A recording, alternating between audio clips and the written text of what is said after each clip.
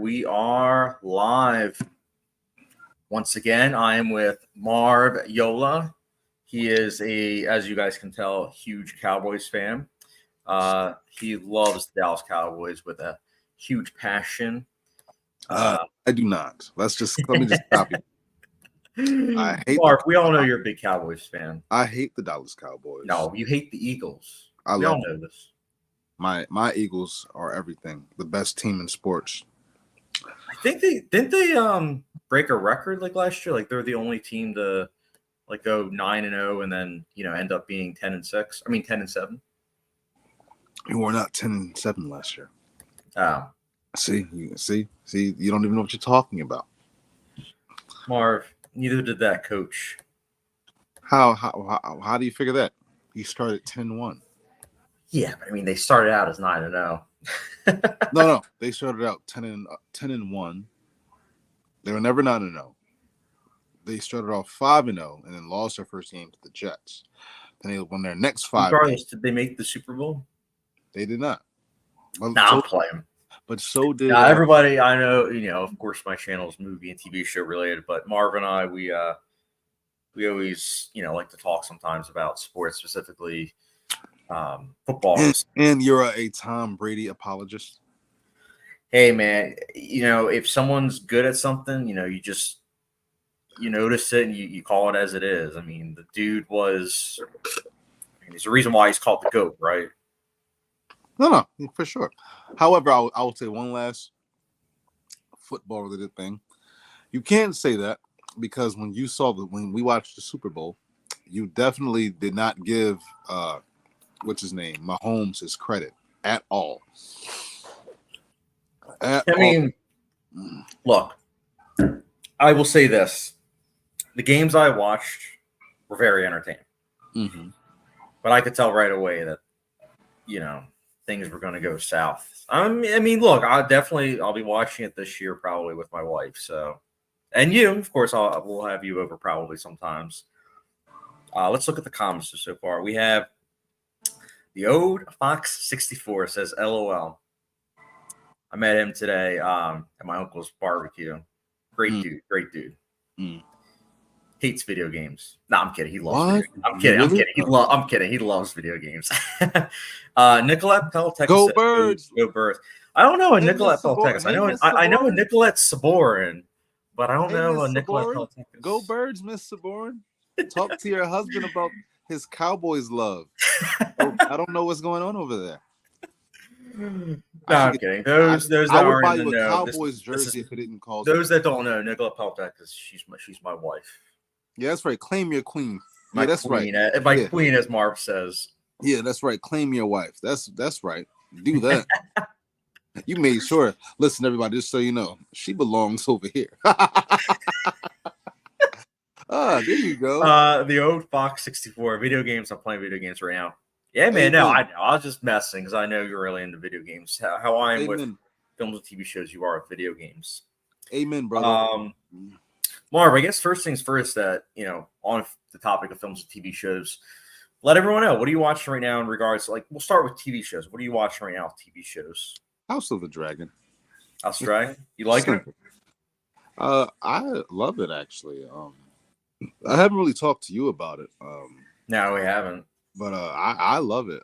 I've heard a lot of complaints on this side, not online. People like it online, but in my own personal life, my mom has been kind of iffy on it. My brother, my sister-in-law, and they love the show, but they feel like this season isn't giving them what they wanted. They had very high expectations, because for anybody who haven't seen it, but the end of the last season left them, anticipating this one very, very much so, right? Me too. So, when this season started, it's been very slow burn-ish, right? And I've loved it because I understand that expectations can ruin things, and even though I have had high expectations, you still have to keep them in check. You see what I'm saying? It's still Game of Thrones, and before go ahead. And I was going to say also, one thing that I feel like people just kind of forget about is that, remember when there was the Red Wedding, it didn't take it took 3 seasons for there to actually be some that's revenge. actually what I was about to say. Like, Yeah, like Battle of the Bastards was season 6, so that's 3 years. People have to realize that like is 2 sets of Game of Thrones. It's the 1 through 4, and then there's 5 through 8, and there is a noticeable shift after 4 to more like, I guess, like action oriented storytelling, right? Which I loved, by the way, but people forget that. I guess more casual viewers forget that early Game of Thrones was much more slower, much more set up and payoff. You see what I'm saying? And this feels like that. This feels like you're watching Game of Thrones season 2 And or also, 1. another thing is that you would have one season where it would be like so dark, so that way the following season, when there was actually some levity and like actual good guys winning, there's that like release of like, oh my goodness, that like season 5. I love Game of Thrones. That is one of my favorites because you genuinely feel the despair, like Jon Snow, Sansa with what happens to her. Like you feel for all of the individuals, and there's like no hope. And then season 6, you have Battle of Bastards, and you're like, yeah, like it feels so satisfying. So I think for me, I'll go back to House of the Dragon in a second, but I just wanted to say I think Game of Thrones. Oh, also not to cut you off, Nicolette Peltek says I like it too, Marv, but my sister feels the same way as your family. Yeah, her sister Lenny. Nicolette. I've been hearing that a lot. Like, hold up. Matter of fact, I was going to get into GOT, but let me just jump back in. I want to address her. Oh yeah, you're good. You're good. So, pretty much after the first episode, Nicolette, I got the call from my mom, and she said, "Son, so what do you think?" And I'm like, "Mom, I loved it. Like, this is next level war. We're in it now. We're killing babies. Oh, I don't. Spoiler alert! Spoiler alert! We're killing babies." I'm like, who thought of this? Who wrote this? This is lit. I'm like, we don't condone killing kids on this channel, but I'm just saying, like, y'all going there? Oh, we here now.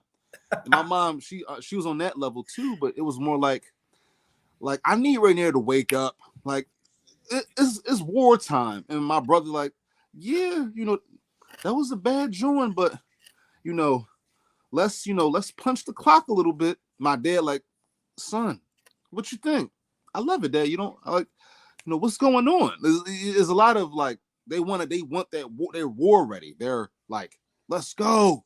That's what a lot of people came into the season 1. They want, let's just go, blood and guts. Everybody has to die. Let's go, and that's not happening. And I think that's the thing too. Like the world of Westeros is political based, so it's like in politics, you don't have an immediate uprise, an immediate surge of violence. It's a slow.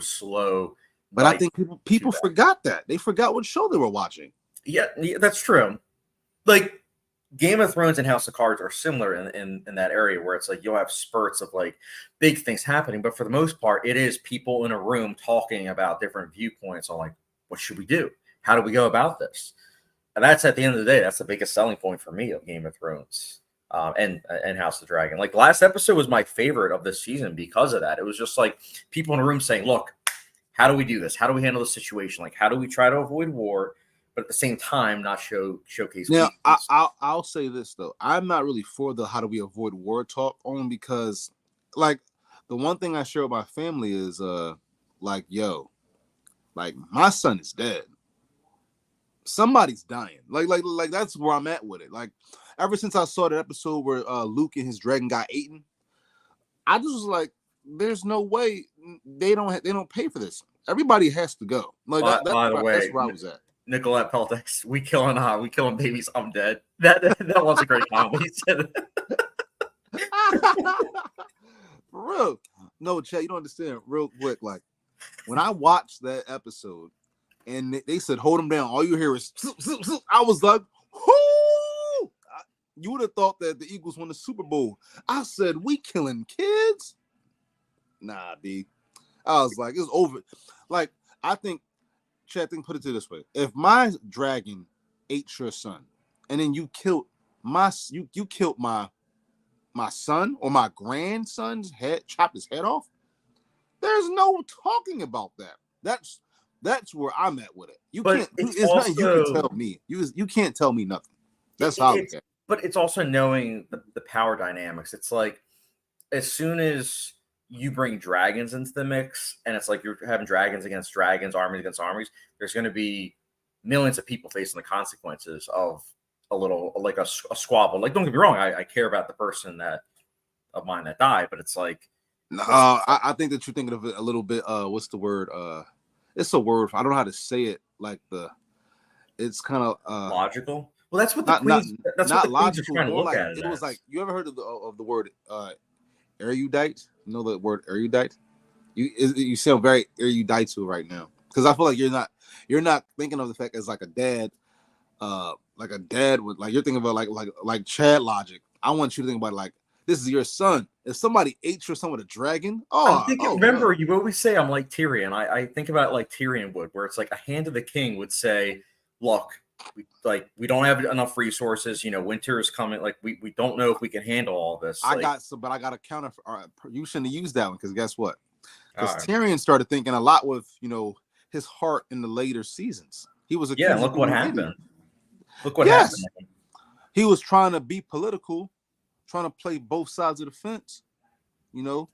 It wasn't that he was doing that. It was that he stopped thinking logically and he started thinking emotionally. But to be fair, they did establish that in season 5. Like he said, "Look, I've always just been this way, but like I never believed in anyone until like I met you." Like talking about Daenerys, and it was like from then onwards, it was like it made sense as to why he had that shift of like being the smartest person in the room to then someone that it's like, but I'm for the cause. Like I get it. That's just my interpretation. Like I know there's a lot of I want to say though, I think that this season we're about to get the greatest second half of a season ever. Like, you don't understand. So? I do, because what you have to understand is, right, you have the killing of the baby. You have the we didn't even talk about this, the assassination attempt. The back door. They tried to do it. Like, that's what I'm trying to tell people. Stuff is happening. It's just like, it's all like the domino effect. You see what I'm saying? Oh, that assassination attempt was excellent. Like, like the fact that they were fighting and then it's like the one died and then the other one was like, I mean, I know I'm the good one, but they're not going to know. They're always going to be like, wait a minute, is this a trick? So it's like him killing himself. I was like, whoa. Like, it made sense though logically, because it was like they were never going to believe that it was actually him. So bro, I think that like that. Then you have this last one where they talk, which I still am against, because I feel like there's nothing to talk about. But the fact that they talk, and she just said, "Listen, it's too late." But I can at least fully be behind Rhaenyra now, because at least now we know for a fact that Alicent is a retard. She is a fool who was played by her own father, who needs to die immediately, by the way, like yesterday. I'm just so ready for her to go. I'm ready for him to die. I'm ready for Alicent. I want all her kids to die. Like, I'm ready for that, except for the one, Helena, the daughter. She's cool. Oh yeah. Yeah, but everybody else, they all can die. Everybody on the council, I'm ready for everybody to get just die, right? And I think that this episode. Now, I'm gonna tell you this right now. If we don't get any type of I need a pressure cooker episode. I need that that. Remember, I always talk about that in movies, like that drop hammer. Like every TV show that's good. And every great movie that's good has that pressure cooker, that scene or that episode that's just like, yo, yeah, this is where we at with it right now. Like, I'll give you an analogy. Not analogy, I'm sorry, an example. I'm sorry. Let's go with Oppenheimer, right? In Oppenheimer, we knew we were in for a treat when I would say when Matt Damon and Cillian Murphy met. Because from that point on, it was almost like a heist film. Nolan talked about that, where they're setting off to make a bomb that's going to end it. Like, we're going to end you. Like that's the energy I got. And what's up in Game of Thrones? When the Mountain killed Oberyn. Oh yeah. That's the Red Wedding. Is like curtains, like ain't no coming, like the point of no return. I love that in shows and in movies. Like but it's going to be hard. Springboarding off of what you're saying, mm-hmm. It's going to be hard for them to have that moment because they've already killed a knight. Like the knight had to kill himself. They already killed a baby, so it's like it's going to be kind of hard for them to. You think that's the first? Listen, you can go further. I don't think they've killed. I mean, I know it was off screen, but I don't think they heavily implied as much as they did, like in like Game of Thrones with like killing babies. Actually, I could be wrong about that. I knew he was dead. I was like, oh, he is dead. Yeah. I mean, I'm excited. I'm pretty sure tomorrow I'll either be watching that or I'll be waiting for Nicolette. But I'm excited either way. How far? By the way, I know you said you started The Boys. How far are you into The Boys? I kind of like stopped watching. I was on episode 3 of season 2. I was into it, but I kind of like stopped, and I haven't started back up again. I am going to. I just haven't like that's the thing with me though, bro. Like when it comes to certain shows, when they have me, right? And I know if I stop, I might stop, but even then they have me. Like I just watched a show like 2 weeks ago called The Summer I Turned Pretty. I don't think you would ever watch it. I think Nicolette, that's on Amazon, right? Mm-hmm. I think Nicolette would hate it, right? But it's a show, right? And the first episode, the first 2 episodes, they grabbed me so much that I bodied that show that day. Like I went to work that day, and I came back and finished it. You see what I'm saying? Like I watched an episode at work. That's how much I loved it. I was like, I gotta watch this. You know what I'm saying? Then I watched the second season, which I don't like, but because I was invested into the story and the characters, I had to finish it. You see what I'm saying? And I don't know if The Boys has that for me, because what did I tell you, right? The thing that hooked me to The Boys was the romance, was Huey and Starlight. Annie. Yeah. So that's what like kept me in it. You see what I'm saying? I got like, for me, when I watch some, it's the people that I fall in love with. It's like when you watch Oppenheimer. I love Oppenheimer. I love the person Oppenheimer. That's why I watch it all the time. When I watch Hereditary, I love Toni Collette and I love her character. Mission Impossible. I love Ethan Hunt and Ilsa Faust and Benji and those guys. It's about like I'm spending time with these people. I'm going on these adventures with these people. So when it comes to The Boys, yeah, I like Homelander, but he's the douche. He's a villain, but I don't know. Don't you just love like the people that are like, oh, I love Homelander, like he's such a great guy, and it's like, are we watching the same show? Like I mean, but I get why he's the way he is. That's the thing about the show they did so well with, is establishing why he's like that. He's pretty much a lab rat, and so they go into that even more in season 4. So when you think about it, right, he's a lab rat, and so who does that look bad on, him or us? Well, not us, me and you, but you know what I'm saying, right? That doesn't look. Oh yeah. Yeah, you see what I'm saying? So it's kind of like twofold. So I don't really have no beef with him. I don't have a problem with Butcher, because I understand why Butcher is what he is, at least in the first season. I told you I love Milk. Frenchie's cool. I love Kamiko. But I think for me, actually, let me double back really quick.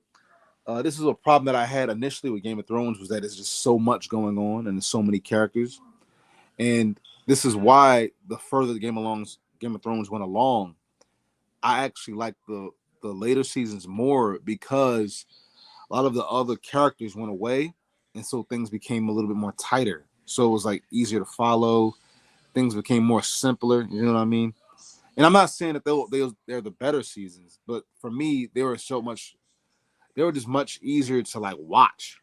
Like at first, I can think the first 3 seasons, I was still like, man, what's happening right now? But once we got to like, I think 4 was the best season ever, right? But once we got to 5, I was like, oh yeah, this is like what I always tell you, Chad, about pace. I love pace. I love. Although I will say, Marv, rewatching Game of Thrones. I don't know if you ever done that, but yeah, earlier seasons are even better on rewatch. I watch Game of Thrones all the time. I was just watching the Battle of Blackwater like a month ago. Oh, that was a great episode. It's okay. I actually think I think they have so much better season finales or whatever they are. They're not finales. They're more like, what's the word with the P? The penultimate. Penultimate. Yeah. I can't say it either. I can't say it either. But I mean, no. I agree with you there because it's like you have the Red Wedding the following season. You have I almost said I don't know the name of it, but in season 4 they have the one at the wall. The battle, the battle at the wall. With Ygritte, that was great. That's such a great battle. Especially in 4K. I'm about to watch that one. That was a good one. I ain't seen that one in a minute. So sad, but it's so good. Season 5, you have I was gonna say Hard Home. No, you have Mother. I think Mother of Dragons. So it's like you have that whole gladiator-esque battle. That was pretty cool. That's a great one. Mm-hmm. Battle of the Bastards. That episode is a movie in and of itself. That is like, I'm gonna be honest with you right real quick, man. That is what the Endgame fight should have been. You see what I'm saying? I mean, yeah, if we're gonna, I like Endgame, like the battle, but if we're I hate the. If we're gonna compare the two, yes, I think Battle of the Bastards is better. I think the Endgame battle sucks. I always have. I know. We always have this discussion. I like Avengers Endgame. I do, but I also acknowledge its flaws. But at the same time, there's so much like heart to it that I really appreciate. I am not disputing that at all. I think their heart was in the right place. That's not my critique. I just feel as though that battle, because I think the battle was like all the characters are together and the intention behind it was great, right? And it has a couple of cool moments. Well, I think 2 towards the end and the first when they all come out. But I think like if they could have like did you ever realize this, right? Why is it like a CG background? It didn't have to be. They could have went to a field somewhere and shot that.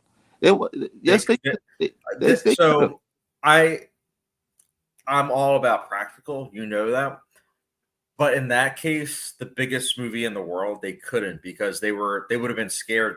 Like, look at the new Deadpool. Like, it's one of those things they shoot in the studio, so that way you can't really get pictures of like all the actors where it's like, I didn't think about that. So you got a point. You got a point there.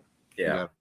But I'm with you because it's like there are some scenes where it's like, ooh, that's definitely some like green screen. And also it has that Russo brothers like gray look to it where it's like I don't even know if that's their look. I think that's just the Marvel look, and I don't know why they do that. It's stupid. But it did kind of start though with Winter Soldier. I don't know if that's because it was around the time they started shooting digitally combined with their style.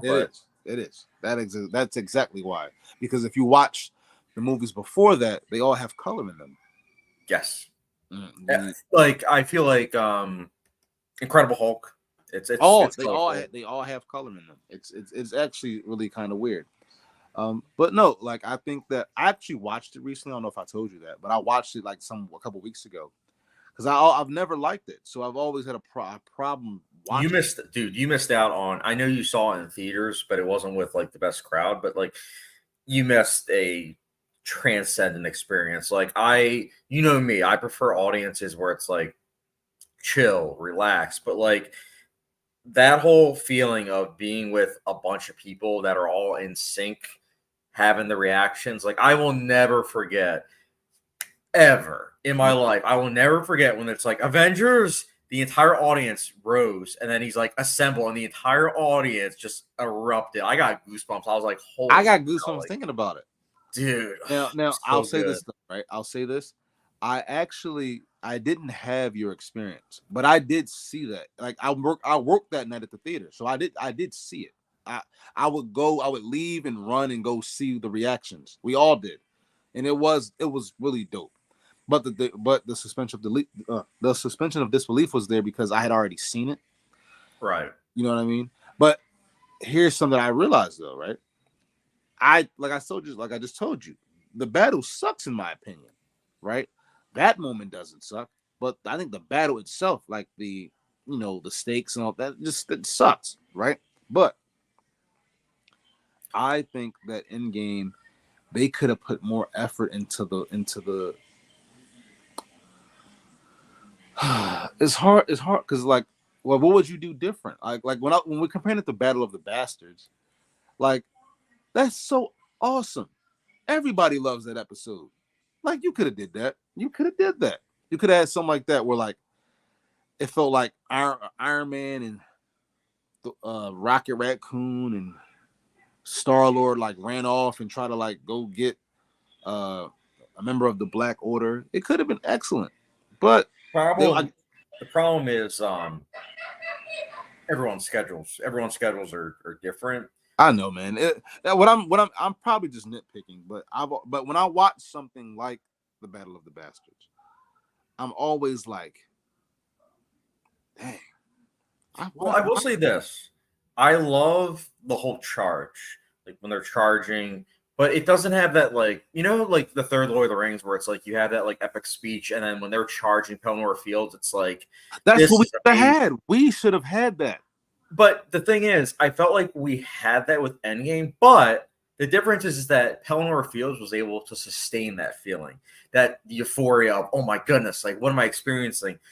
Everything kind of becomes white noise, if you will, in regards to the Battle of Endgame, because it's like it all kind of blends together, except towards the end with like Tony Stark versus what's his name, Thanos. Like that, I found to be memorable. But I agree with you to an extent. Don't get me wrong, I still enjoy it, but it's like I think it is valid criticisms for sure. Do you this is an interesting question. Are you excited about Deadpool?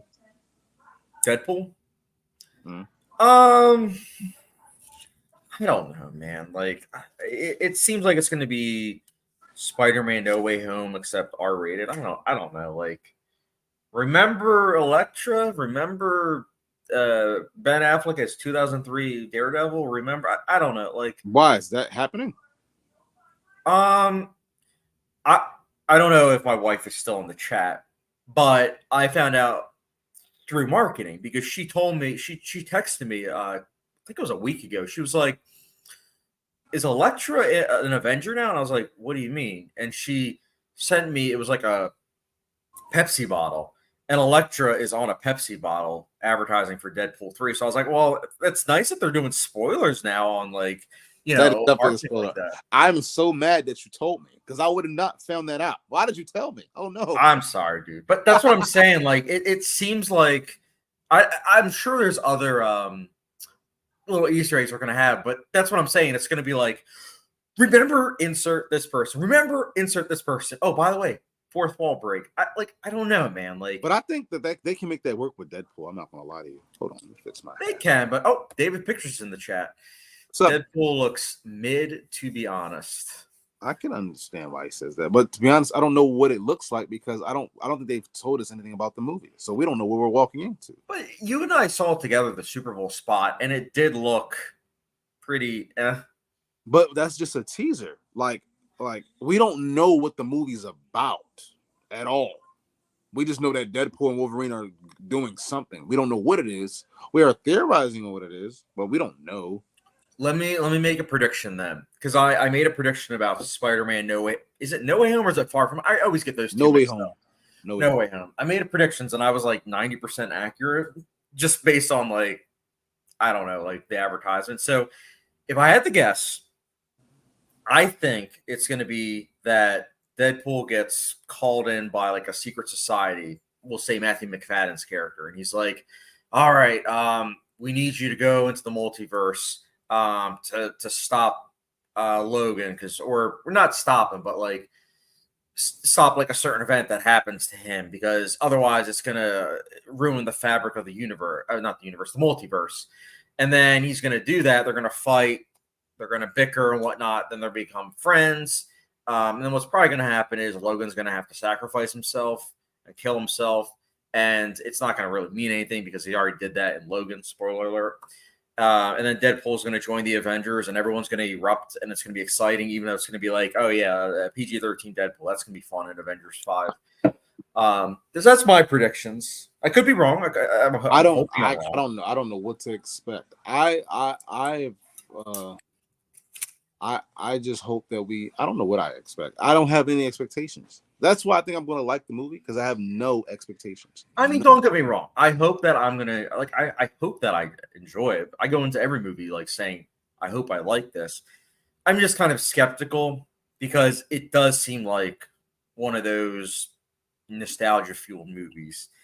That's I don't definitely know. what it is. You have to know what something is when you go into it. That is exactly what the movie you're about to walk into. So you have to. Do you like that? If you don't like that, you're gonna not like the movie. That's what the movie is. It depends. Like nostalgia fueled stuff can work. Like look at the first season. I'm going to say first season of Stranger Things. Like that's a 1980s wet dream where it's like remember being a teenager in the 80s, and it's like it's fine because they're telling a story where there's clearly so much care that's put into it. Now the rest of the series of Stranger Things, I can't really. You don't speak. what? Yeah, it's whatever.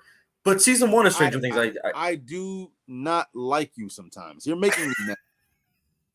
But that's what I'm saying. Like, I feel like you? the later seasons of Stranger Things, Deadpool could be like that, where it's just kind of like. Do you guys hear this, David? David, do you hear this? He doesn't like Stranger Things. Anyone that's in the group chat, let me know if you like Stranger Things past season 1. Yeah, remember the episode where 11 joins a gang? That was a great episode. I actually don't remember that at all. You don't remember that? She joins like a gang. She becomes like all emo, and she's like, and it's like they're trying to tease like a spinoff that didn't work out. So you don't like Game of Thrones season 4?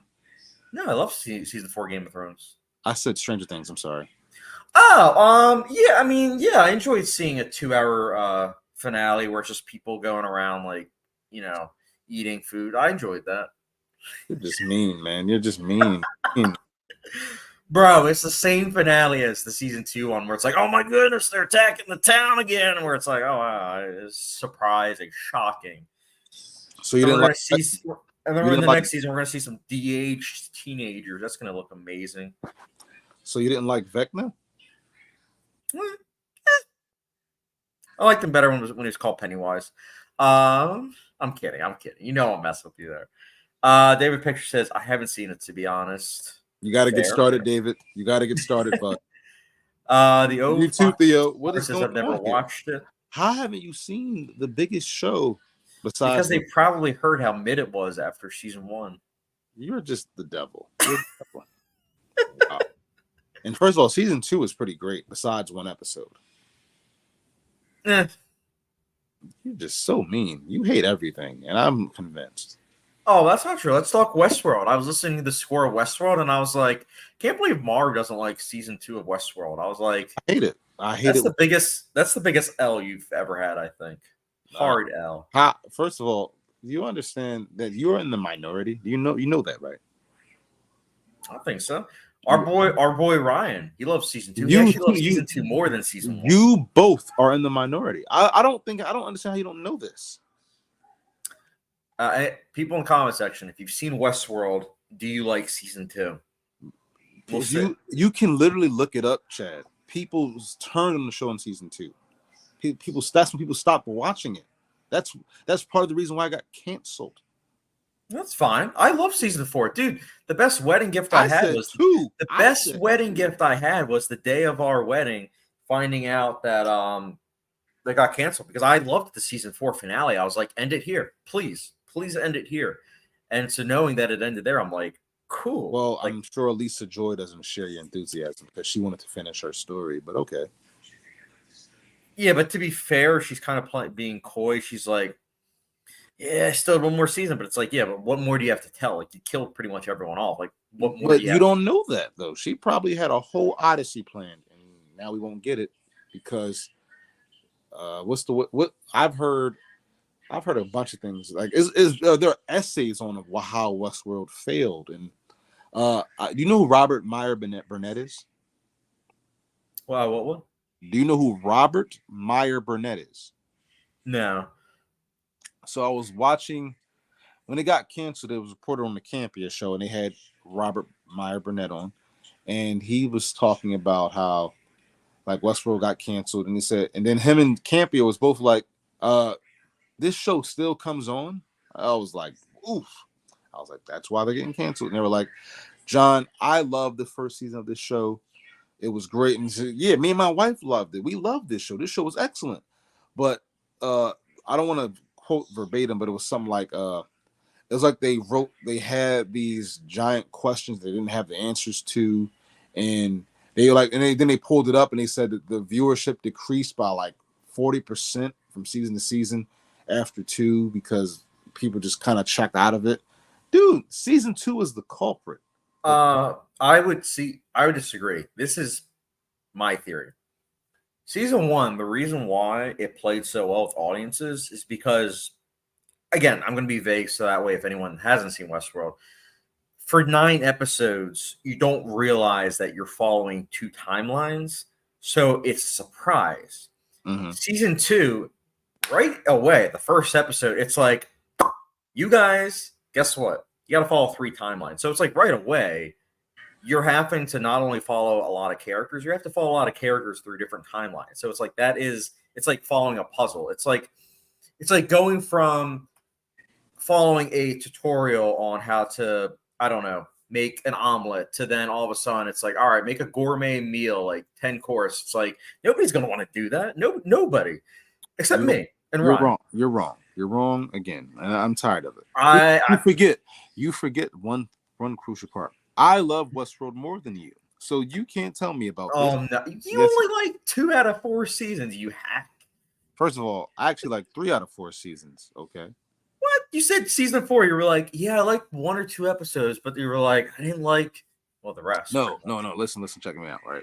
I think Westworld season 1 is a masterpiece. I truly believe it is a masterpiece. It is flawless. It is excellent. It is perfect. I agree. I think season 2 is an unholy abomination. It is everything great about season 1 is undone by its creators to try to one up themselves. They drunk their own Kool-Aid, so to speak.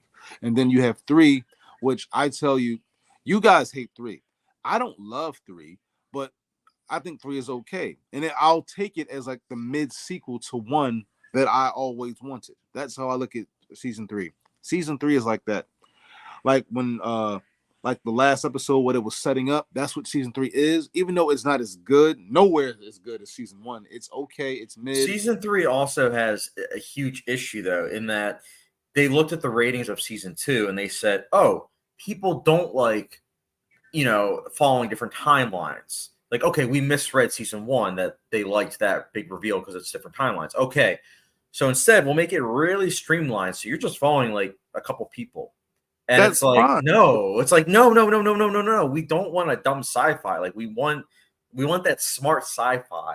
You're a hater. No. But I'm saying this. I do enjoy season 3 to an extent, but that's only in retrospect because I think season 4 enhances it. But when I first saw season 3, I was like, yo, like, this really took a nosedive.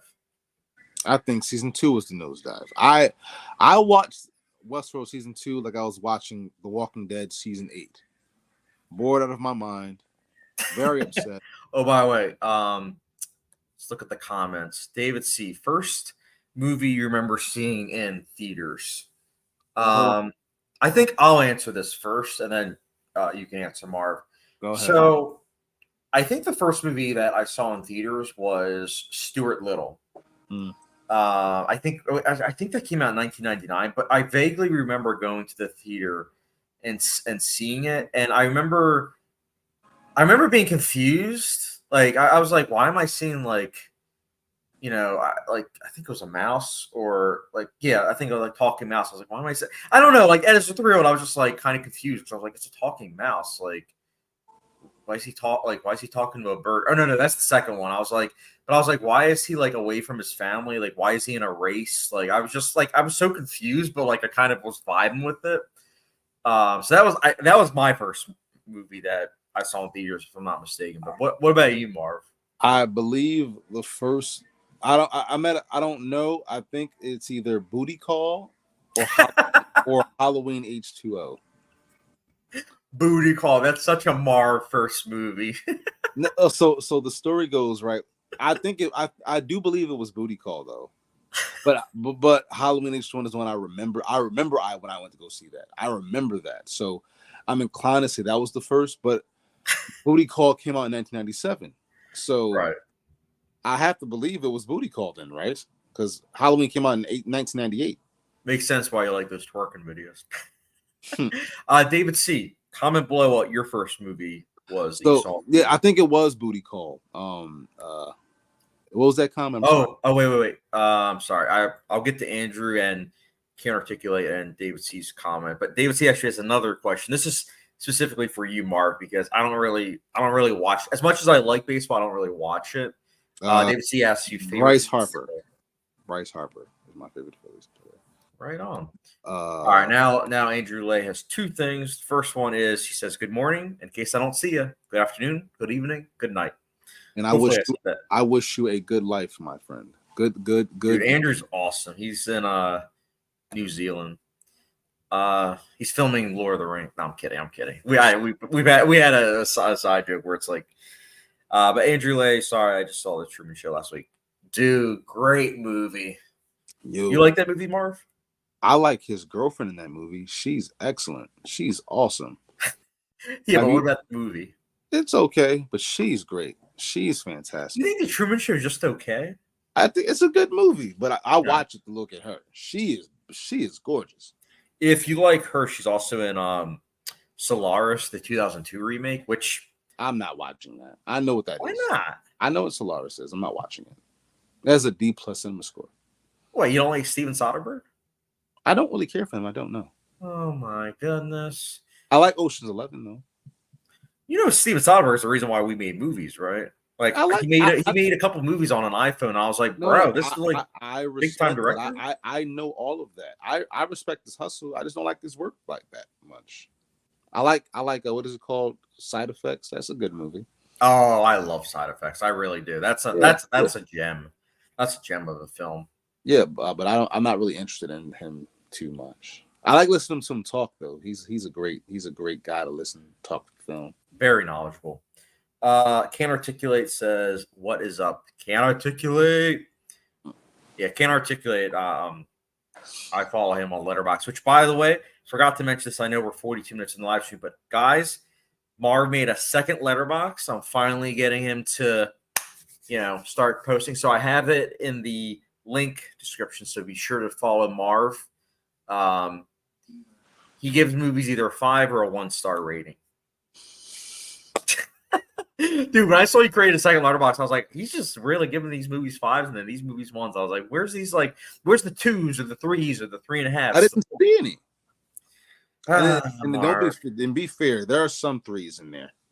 No, I know, I'm messing with you. But everyone, be sure to subscribe to him on Letterboxd because he's like, oh, I don't know if I'll still keep it. You got to keep it, Marv. The fans want it. Nobody wants it. David C. Is Justice League Snyder Cut overrated because it always compared to Justice League? Marv, I'm glad that David C. is mentioning this because you and I talk about this movie all the time. I don't think it's overrated, but not to speak for Marv, but we both talk often about how that movie, it shouldn't be 4 hours. All the Flash stuff should be cut out because it's just like all this cringe forced humor. But you take all the Flash stuff out, and I think you have a relatively like rock solid film. Like I think it's solid for right now, but I think that if we can get an hour out of it, it'll flow and be awesome. Yeah, I would agree. Like I'm not gonna lie, this is gonna sound terrible to say, but the last time I saw it, because I've only seen it twice, when I saw it the last time, I shut it off 3.5 hours in because I was like, the last half hour is just set up for a movie we're never gonna get. So I'm like, I'm not dealing with that. So it's like as soon as they're all together and they defeated, I'm like, all right, I'm ending it here. Boop. But I like you. So you don't like that Joker scene in the scorched earth? No, dude. It's like, here's my thing. It looks like it was an afterthought because everything about the film has like this precise look and feel to it, and then all of a sudden you have the last 30 minutes where it's like all of a sudden it's like this handheld camera work. It's like zooming in and out, and it's like it feels like it was just kind of strung together because it was like maybe there's hope that we'll get another one, maybe, but I don't know. You know it's coming back to theaters, right? Is it really? The Zack Snyder cut. Yeah, I have to see it in theaters. Yeah. I mean, even though I own it on 4K, I might want to because I remember when I heard the news that it was getting dropped on HBO Max and not in theaters. I was disappointed. Maybe I'll see that in theaters. Can't articulate in regards to theater experiences. He says that's difficult. Mine was probably Little Man. I know for sure I've seen movies at the theater before Little Man, but I don't remember. Marv, have you seen Little Man? It is a classic. Classic. It is hilarious. It is so delightfully stupid, but awesome at the same time. I never forget going to go see it, and they had it on 3 screens, and people were going to go see it, and people loved it. People laughed. This is what I mean when I say they don't make comedies anymore. Like these movies. Oh God, I love that movie. I used to watch that movie every day. It's so fun. It's so stupid. It's so stupid. See. I don't think it's that they don't make comedies anymore. I think it's just that comedies are like comedies are what people just wait until streaming for. I hate to say it. I'm so happy that we landed on this, right? Chad, I've seen the best movie of the year. What? And you have not seen it, I don't think. You will hate it, by the way. Ready? What? Not another church movie? Ricky Stenicki. Oh, I've heard of that movie. Chad, it is the best movie of the year. It's the best movie of the year. It is awesome. It is so hilarious. Let me look this up. Ricky. Oh, with John Cena. Mm-hmm. And it's on Prime. It is hilarious. I was like, this movie's awesome. I watched it because like I remember it came out and I was going to watch it, but then you know how streaming goes. It comes and it goes, right? So I remember I thought about it. And I was like, do I want to watch that? Then I said, I don't have anything to watch. So I said, let me just put it on. If it's trash, I'll just get on my phone. But I'm watching it. I'm like, yo, this is okay. And then I was like, I mean, I'm not going to lie, not to cut you off, but seeing that it's directed by Peter Farrelly does make me interested because they can be like the Farrelly brothers can be hit or miss, but like I do enjoy Dumb and Dumber. Mm-hmm. And I also Green Book. Like I know, look, Green Book should not have won Best Picture, but I would be lying if I said that I didn't enjoy that movie. Like I do think it's a pretty funny film. So I all right, I will check it out. I don't think I hate it though. It seems like something that I would enjoy. I see hatred. Yeah, you see hatred. You also said I was going to hate Ambulance, and that didn't happen. I think that you liked it because I said that you would hate it. Dude, why would I buy it on 4K if that was just to prove a point? I saw it in theaters, then I also bought it on 4K. David C. says the first movie I saw in theaters was The Great Mouse Detective, Disney. I still haven't seen that, believe it or not. What's wrong with my camera? Anyway. That's a good question. I like that choice of David C. Andrew Lay, I want the coffee. Truman's wife was promoting. I love that scene. No, it's crazy too because like that actress, she has so much range because she can be funny, she can be dramatic, and then she can also be like really hateable, like in something like Ozark. Actually, I wouldn't say hateable, but I know a lot of people that don't like her in Ozark, but she's such a good actress. David C. says something that I do agree with. Favorite Soderbergh movie is Traffic. I 100% agree with this. Marv, have you seen Traffic? Just bits and pieces. Dude, you gotta watch. That's a great film. That's a great film. Like, so it's 4 vignettes of like characters, and it's like them coming together. But the 4 vignettes, they're using color in each of those vignettes like differently. So like one has like blue, one has like yellow, I think one has red. So it's like, and it's all I think different film stocks. So it's a very unique look to it. It's a great film though. Like I know some people argue that it hasn't aged well because it came out during the whole like war on drugs, but I would argue that a lot of what it's tackling is kind of universal. It's a very fascinating film, though. I would highly recommend it. It's got a killer cast. Like I think you would like it. And it's one of those films where it's, I think, one of the only times where a director had 2 films come out and he got nominated twice. Like he got nominated for Aaron Brockovich and Traffic, and he won for Traffic for Best Director. He beat Ridley Scott for Gladiator, which is impressive. Let me see if it's on any streaming service. I own it on Blu-ray. It's on Netflix. If you get a chance, it's 2 hours and 27 minutes. It's really good, really good. Let's see. Can't Articulate says I'm just waiting on the new 2024 Count of Monte Cristo movie to come to streaming in English. It has 4.1 stars currently on Letterboxd. My favorite book ever. Oh wow. I didn't even Marv, know. have you watched any of, or even read like the Count of Monte Cristo? Mm-mm. So you didn't see the movie like with Guy Pearce? You talking about the Time Machine? I think it came out around the same time as the Time Machine. I think it was early 2000s when the Count of Monte Cristo came out, like the Guy Pearce rendition. So you're not talking about the Time Machine, the movie, The Time Machine? No. The Count of Monte Cristo is like it's like a revenge story. Oh no, I've never seen it. I didn't know that the book is written by Alexander Dumas. Yeah, because of Shawshank Redemption. I love that reference. No, because of Django.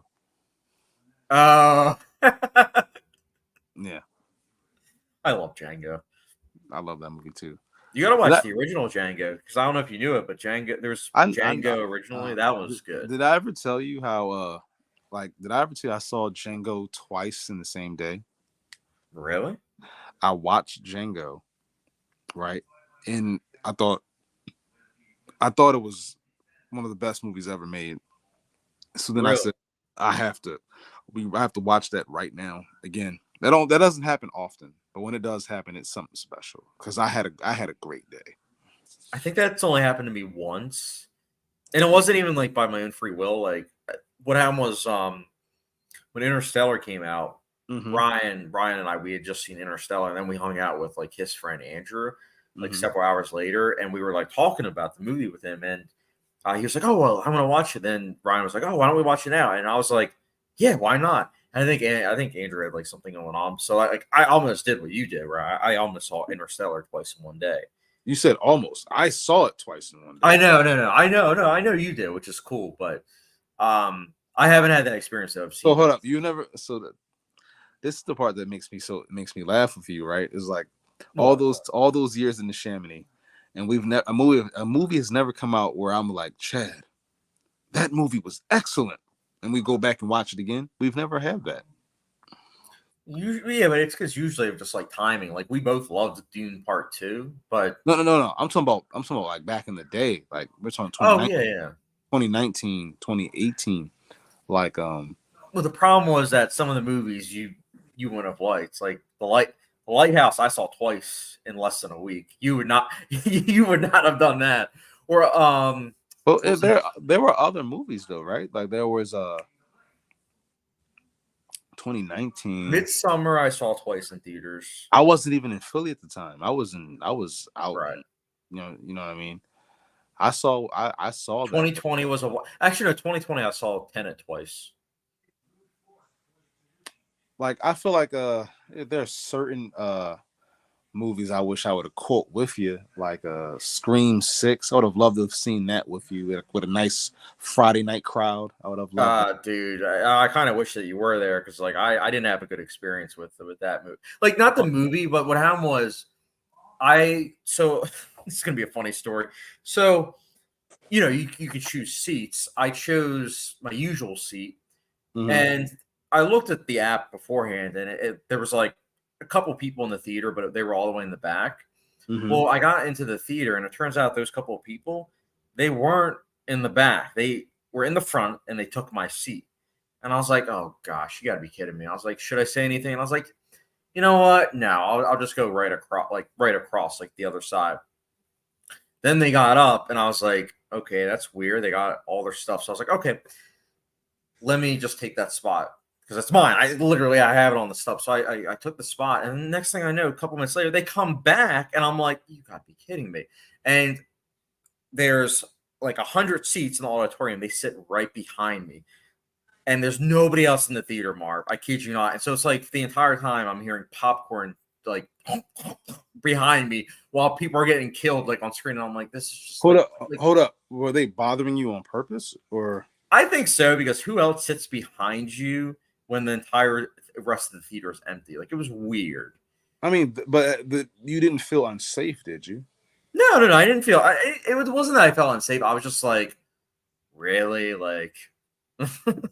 I wasn't worried because it was somebody with like a couple kids, so like I wasn't worried. Like, okay. But that's what I mean, though, and I know that you're against it right now, right? But you should start investing like the Friday night, Saturday night crowd. You should. You really should, man. I did that with Halloween Ends. Oh no. We've talked about this before. Halloween Ends that's a movie. I love the premise of that movie. You don't know how much I love the premise of that movie. Like I was all in on that movie until what's his face? Mike Myers showed up. When Mike Myers was in a sewer, I was like, this is why it has bad reviews. Okay, this makes sense. Because I liked the idea of someone, being turned into a monster by the town because of, certain situations. I love that concept. It fascinated me. Like it's what Joker tried to do and kind of did so in muddle effect. But as soon as you bring Mike Myers in when he's in a sewer, it's like, yeah, I don't know. Oh, by the way, hold that thought. We have a couple comments. David Picture says, I think the first movie I saw in theaters was Toy Story 3. Excellent first movie. Mm-hmm. You love that movie, Marv? Love it. It's a great movie. Andrew Lay, I can only remember right now the first one I saw in theaters was Fast 5 because my dad lied about my age to get in. LOL, I love that. That was another great night at the theater. See, I wish I wasn't allowed to see that movie in theaters, but I do wish that I saw that in theaters because I was at like the right age where it was like I just want to see explosions and like action. Like I was at that age, so I ended up seeing it edited, which was So I saw that movie when I first started going to the movies by myself. Oh, really? Mm-hmm. Because I didn't go to the movies by myself until I believe. I want to say 2018. No, 2011. I'm sorry. Yeah. Oh, 2011. Okay. And so the first movie I went and saw by myself. Well, actually, I didn't see it by myself. I saw it with Will, actually. I brought him along. And I kind of wish that I didn't in retrospect. But I think I'm thinking out loud now. I think the first movie I saw by myself was when I did a doubleheader in 2012, which was kind of the perfect doubleheader. It was I did Red Dawn, the 2012 remake, and then I did Lincoln. And it was two totally different experiences. Like Lincoln, it is gonna sound like cringe to say, but like I felt so mature walking into Lincoln because it was like I was walking into the auditorium and dude, there was nobody under 60 like in that theater. It was a packed theater, and you have 16-year-old Chad with all these like 60 and up, like some of them were in uniforms, like watching Lincoln, and I was like, this is going to be a special experience. I already know it. And it was like, I was like, wow, this movie like changed my mind on like everything. That was like that movie really changed my mind, man, on like so much. Like it was just like blew my mind. And every day and every year, election time, put that bad boy in. One of the best Blu-rays I've ever seen. Well, don't come at me, Marv. Don't I'm not going to come at you, but you've seen Lincoln, right? I walked out. Of course you did. Of course you did. But walked out of Lincoln. So let me see. So the first movie I saw by myself, I would say. Oh, you said it was Booty Call. No, that's the first movie I saw in theaters. You're talking about walking out. No. I said that's a good question, actually. I said I walked out of Lincoln, but the first movie I ever saw in theaters was Booty Call. I saw it with my dad. I was 4.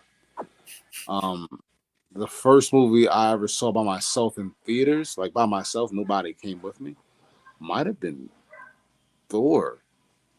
Oh wow. Maybe. I think it was Thor. Like the first Thor. Because I remember that summer. That's when I went. I was like, I'm out, Mom, and I'm out, Dad. I'll be at the movie theater all day, and I would go to the food court and I get my pretzel bites.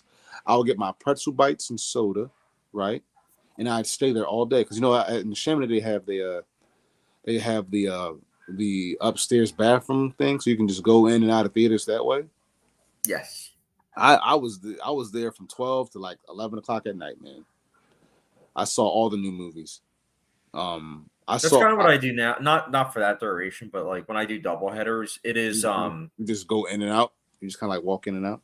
It's not. It's nice though, but I also know like it's one of those things where I'm doing it now because I know it's only a matter of time before I won't be able to. It's similar with Barnes and Nobles. Like I do Criterion halls with Sergey, and I straight up told him like this might be our last one because I went into Barnes and Nobles the other day and their selection for physical media, specifically Criterion's, was like bare bones, and I'm like, it's probably because they're trying to push buying online.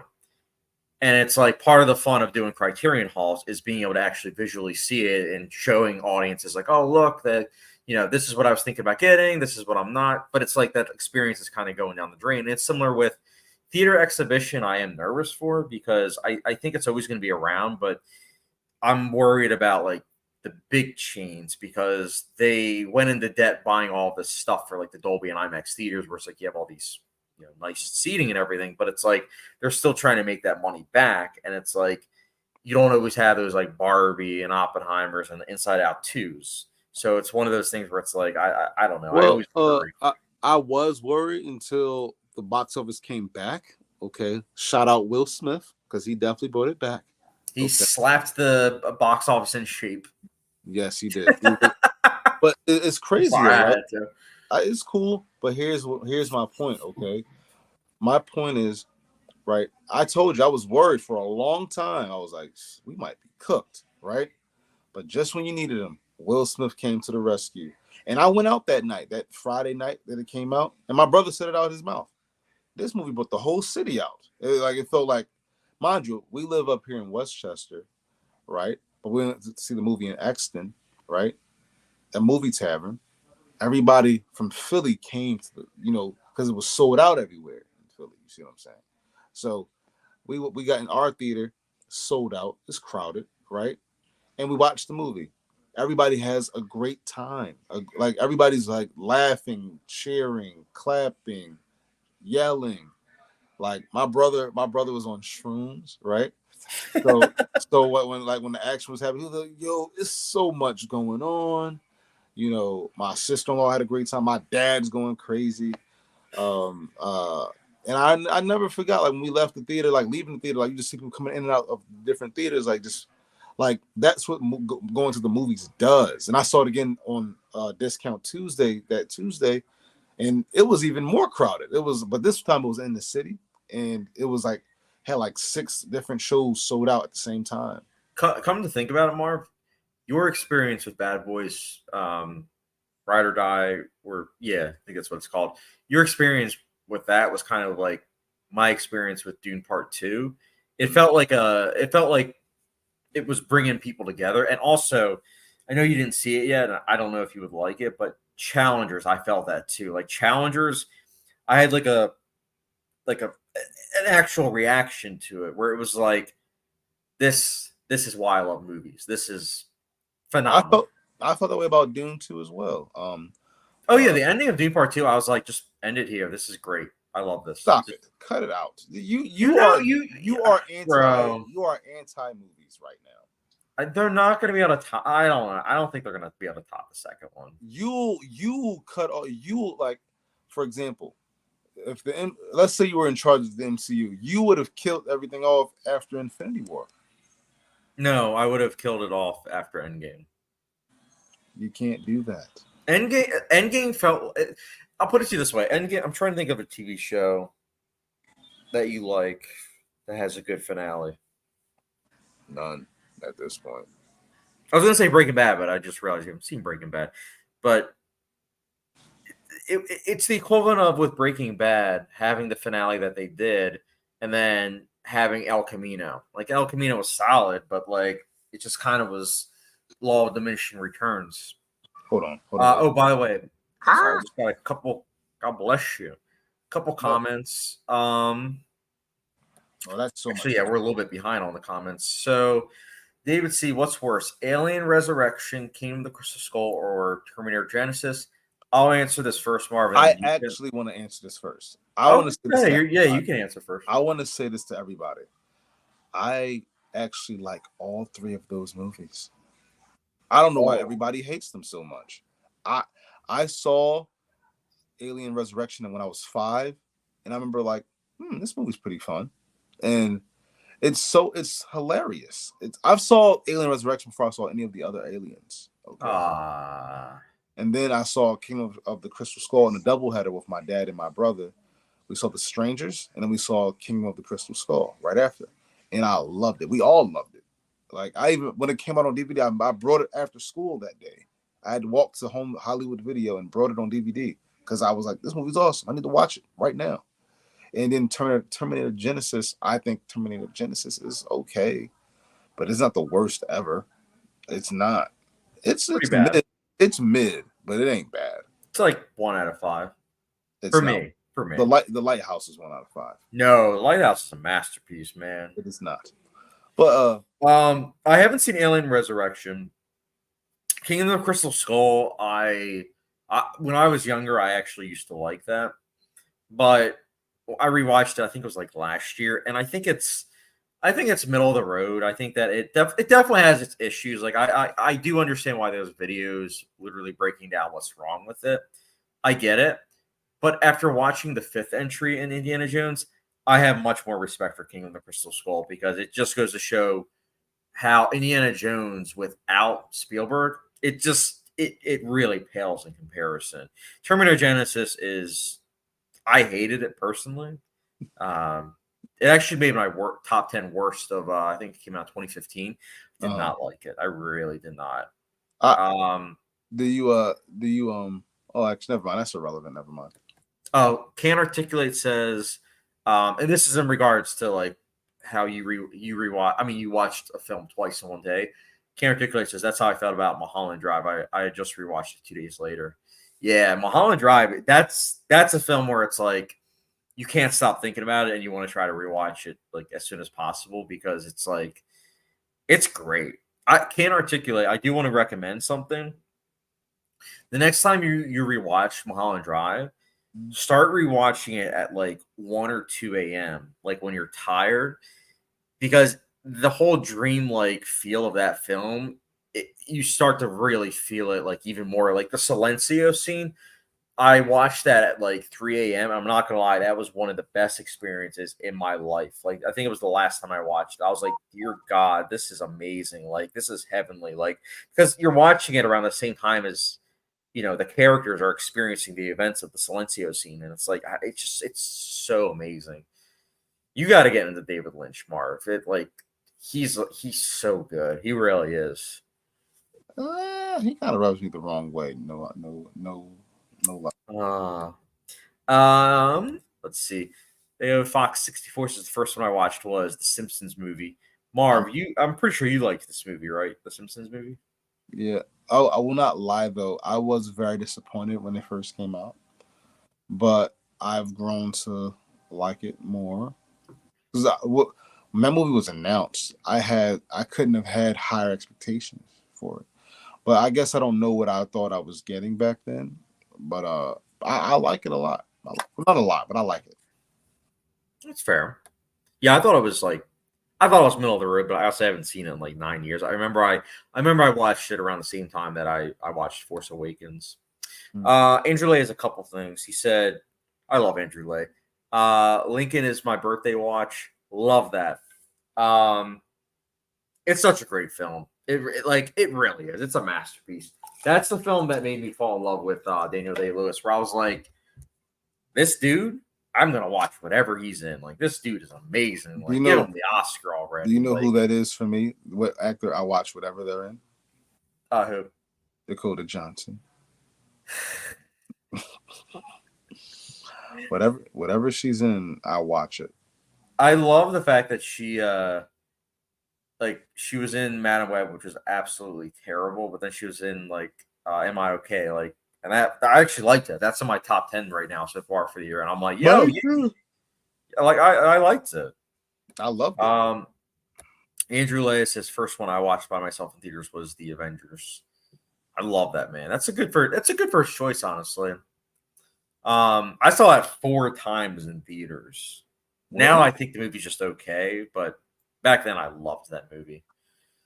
I'll tell you right now, that movie's not good. I get why you watch it 4 times, but have you ever watched Phil Minto's video on it? I agree with everything he says. I don't think I have seen it, but it does have. I know it's beloved, but I do have a lot of issues with it, especially from like a filmmaking standpoint. Like, I really don't like the cinematography. I really don't at all.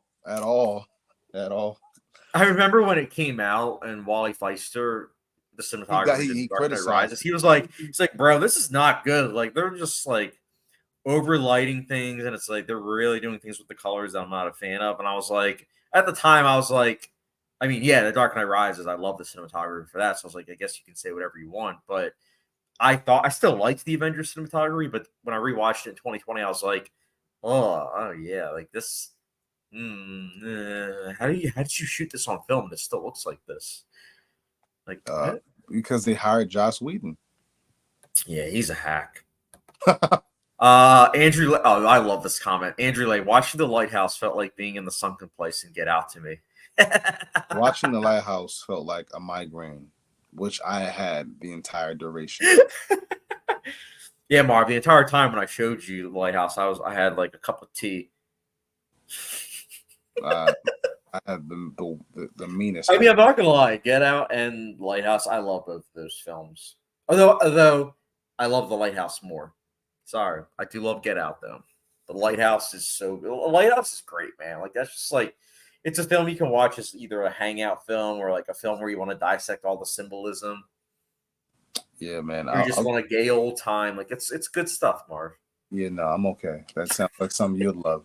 I'm gonna buy you that on Blu-ray for your birthday. I'll break it. Leave me alone. I'm not playing. I'll throw that right at your face. I hate that. Andrew Lay says, I like Dakota Johnson in Bad Times at the El Royale. Yeah, she was good in that. I did too. And I loved her voice. Yeah, I know you didn't like Suspiria, Marv, but I loved her. Do you know that I have a new crush, man? Who? Mia Goth. She's just lovely. Really? I'm so in love right now. Too bad she's with Shia LaBeouf. Is she still really? I thought they broke up. They're together and they have a family, bro. No, really? Mm-hmm. They have a that's her man. No wonder she keeps doing movies where she plays an unhinged character.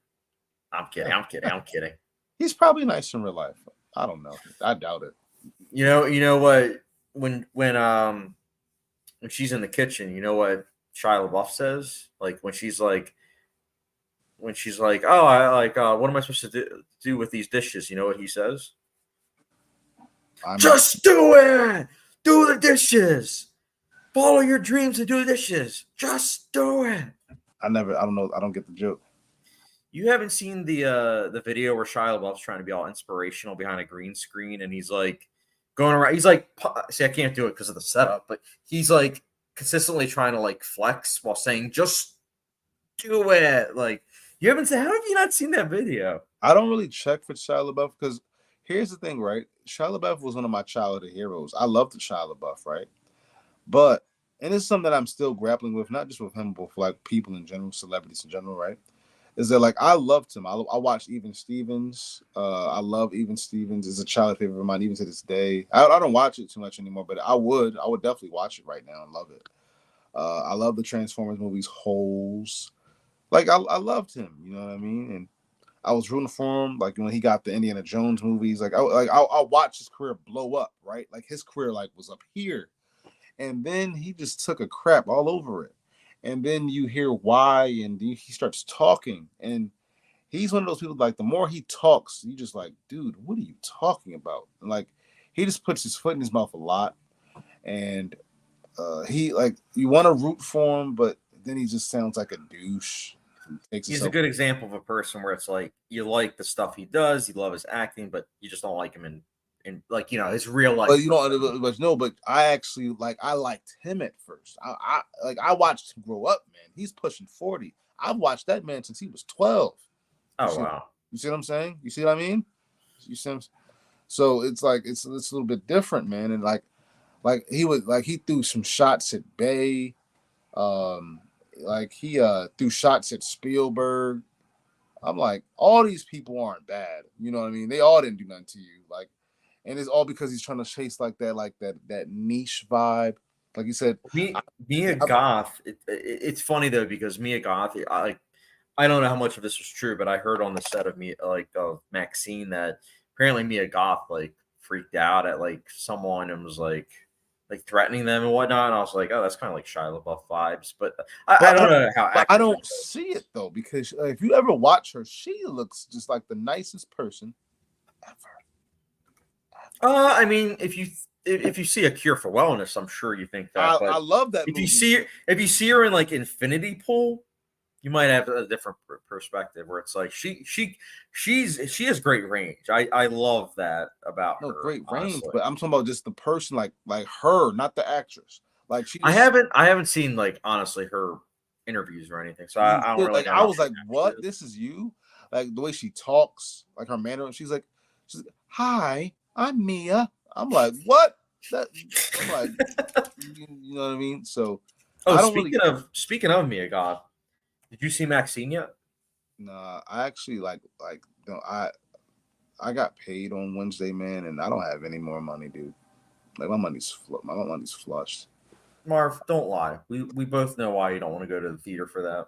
I want to go to theaters right now and see it. I actually. Yeah, you know what I'm getting at as to why you don't want to see it. Oh, you talking about the bet? Yeah, the bet. You don't want to give the movie an extra $15 so that way it can try to get towards my. No. I think that I lost the bet, but it's nowhere near 60 domestic. That's not happening. Well, I'm looking right now on Box Office Mojo, and Maxine it's already made $3 million, which is already more than Pearl, I think, and it's already more than X. Yeah, right now the way it looks right now, I'm doing my box office math. It's looking like a 9 million opening, right? So if it's a 9 million opening, I haven't seen it, so I can't tell you if it's good or not. But let's just assume it's up to par. We're looking at about 25 million. And I guess with the bet, because I know you said 15 million, and I said 60 million. If it's over 15 but not 60, I guess it's just kind of like a draw. I mean, no, because I'm very wrong. I don't know. Since we're both going to be wrong, what will be the new number?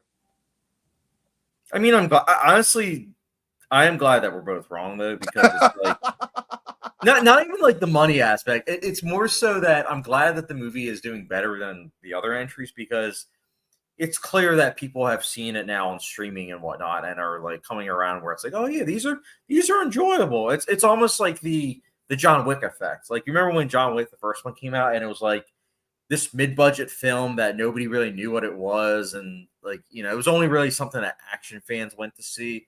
And then the second one made more than the first, and then the third one made more than the second, and then the fourth one was just like, boom, one of the highest grossing R-rated films of all time. And I thought that was cool how each one was able to up the ante, so to speak. And it seems like that's the case with this trilogy. And that's also probably why Ty West is like, you know what? I think I'm going to make a fourth one. But have you seen it? Yeah, I saw Maxine on, what was it? I almost said Thursday. I think it was Wednesday. I did a double hitter. I saw that and Kill. Did you love it? I thought it was okay. Really? Yeah, I would say X is my favorite in the trilogy, then Pearl, and then Maxine. Why? Why is the decline? I think the big thing is that the mystery is just so meh. Without spoiling anything, it's just one of those things where it's like it sets up this mystery of almost like a Scream kind of plot, which is interesting because you and I both like the original Scream. But it's one of those things where as it's going on, by the 20-minute marker, you're like, I think I know who this is. And then it pretty much just gets confirmed by the end, and you're like, of course. But is it entertaining? Is it scary? I wouldn't really necessarily say it's scary. It puts its foot into many different types of horror. I will say there is one gnarly it's not a kill, but there is one gnarly thing that happens in the first act where um, you'll know what I'm talking about. It's a scene that takes place in an alley, and I was not expecting it. I was like, oh wow, they went that far. Okay, here we are. And I liked it though because it was like it looked like something from like the 80s in terms of like the practical effects and the visuals. Like I think you'll like it. I don't love it, but I think you should watch it like to support I would love to watch it. I was heartbroken that when I couldn't. I mean, don't get me wrong. I actually might go see it probably Tuesday when it's discount day. Yeah, check it out. I just didn't go see it today because I don't have any more money, man. No, dude, I get that. Oh, by the way, David C has two things. The first one, I like this question: is Phantom Menace that worst Star Wars film? I was a teenager when it came out, and I thought it was made for 7-year-olds. No, the answer to this question is Attack of the Clones. Yeah, that's tough. So this is a tough question. I don't think Phantom Menace is the worst. I think for me, it goes back and forth between Rise of Skywalker and Attack of the Clones. Rise of Skywalker just felt like a huge mess, versus Attack of the Clones had potential, but it was just George Lucas was like, "Oh, I want to make everything digital, and so that way it's gonna age like sour milk. Cause you just gotta have the shooting digitally. You kind of look like him right now. I think what we're gonna do here is we're gonna have a love story. It's gonna be like poetry, and we're gonna talk about Sandaline. I think it will be good, And then you have, like I said, Rise of Skywalker, where I watched that in theaters, and in real time, I was like, this is easily one of the worst of 2019. So I don't know. It's between those two for me. No, here's the thing, right? So Rise of the Skywalker, I saw it in theaters, and I loved it, right? Because as you know how I feel about The Last Jedi. So yeah, you and I talk about that sometimes. So seeing this one, I was like, okay, we're at least getting rid of that nonsense. But I tried to watch it recently, like on Disney Plus, right? And I was like, man, this movie is not good. It felt soulless. Yes. And I was like, I can't take any of this seriously. I couldn't even get into it. I turned it off because even though some things that were happening on screen, I kind of didn't have a problem with. It was more so like the script, the acting. I didn't believe any of it. Like, right from the opening title crawl, like, not to spoil it for anybody that hasn't seen it, but it's like as soon as you see the title crawl, like I literally said in theaters, and you know me, I try not to say anything in theater, but like I audibly said out loud, I was like, "What? Really?" Like I was just like, this is just like, I almost want to walk out, and I'm like 2 minutes in, like, what is this? But for me, watching it at home, I was like, I mean, first of all, the one thing I do like about it is I think that it looks really good. I think that the movie looks great. I think because it's shot on film and it's really grainy. I love movies when they look very grainy. I love film grain, and I do like film shot on film, but I really wasn't vibing with the look of the film, to be honest. I really did, especially the scene with Rey and Kylo Ren in the room, and they were like FaceTime each other with the Force. I was like, that's cool. Yeah. But like the story, like I don't think anybody had any chemistry. Like I was like, I didn't buy any of it. Like Rey, and I'm like, oh, Rey, I have something to tell you, and it's like you never find out either. It's just like, I really have something to tell you. It's like, and for me, and I don't know if you know about this, dude, but like when the sequel trilogy came, I thought they were going to be a couple. So I'm like, yeah, let's go. And then they made like, Kylo Ren and Rey like each other, and then they brought Rose Tico in, and then they were trying to say Finn and Poe. I was like, what is this? I was very upset that I didn't get what I wanted. But I think that the sequel trilogy was. I'm not gonna lie, Marv. When it comes to Star Wars, like I have a couple because you know me, I do ranking lists on my channel, and I do like director ranking lists specifically, and movie ranking lists. But I haven't done like franchise like movie ranking lists, and I want to, but I'm also kind of nervous at the same time because I know that if I do a Star Wars one, you already know that video is not exactly going to be like beloved. You are going to have some people say, how dare you put this movie above this movie? And like, this movie's at number 5? What is this? You hate There's such a thing as an opinions? I don't understand. Do you hate Empire Strikes Back? No. I like Empire Strikes Back. Do you like Return of the Jedi? It's all right. So what's the problem? I'm saying after this is what we were talking about at one point. You get to a certain point in a franchise where it's like there no longer is agreement. So there's the original trilogy. Most people agree that there's some debate about which is the best, like the original or Episode 5.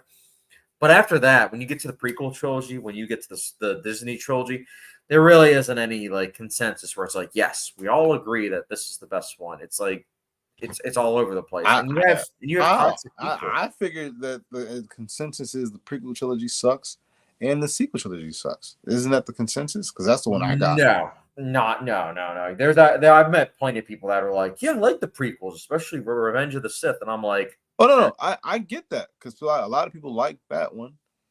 A lot of people like Force Awakens. People hate The Last Jedi.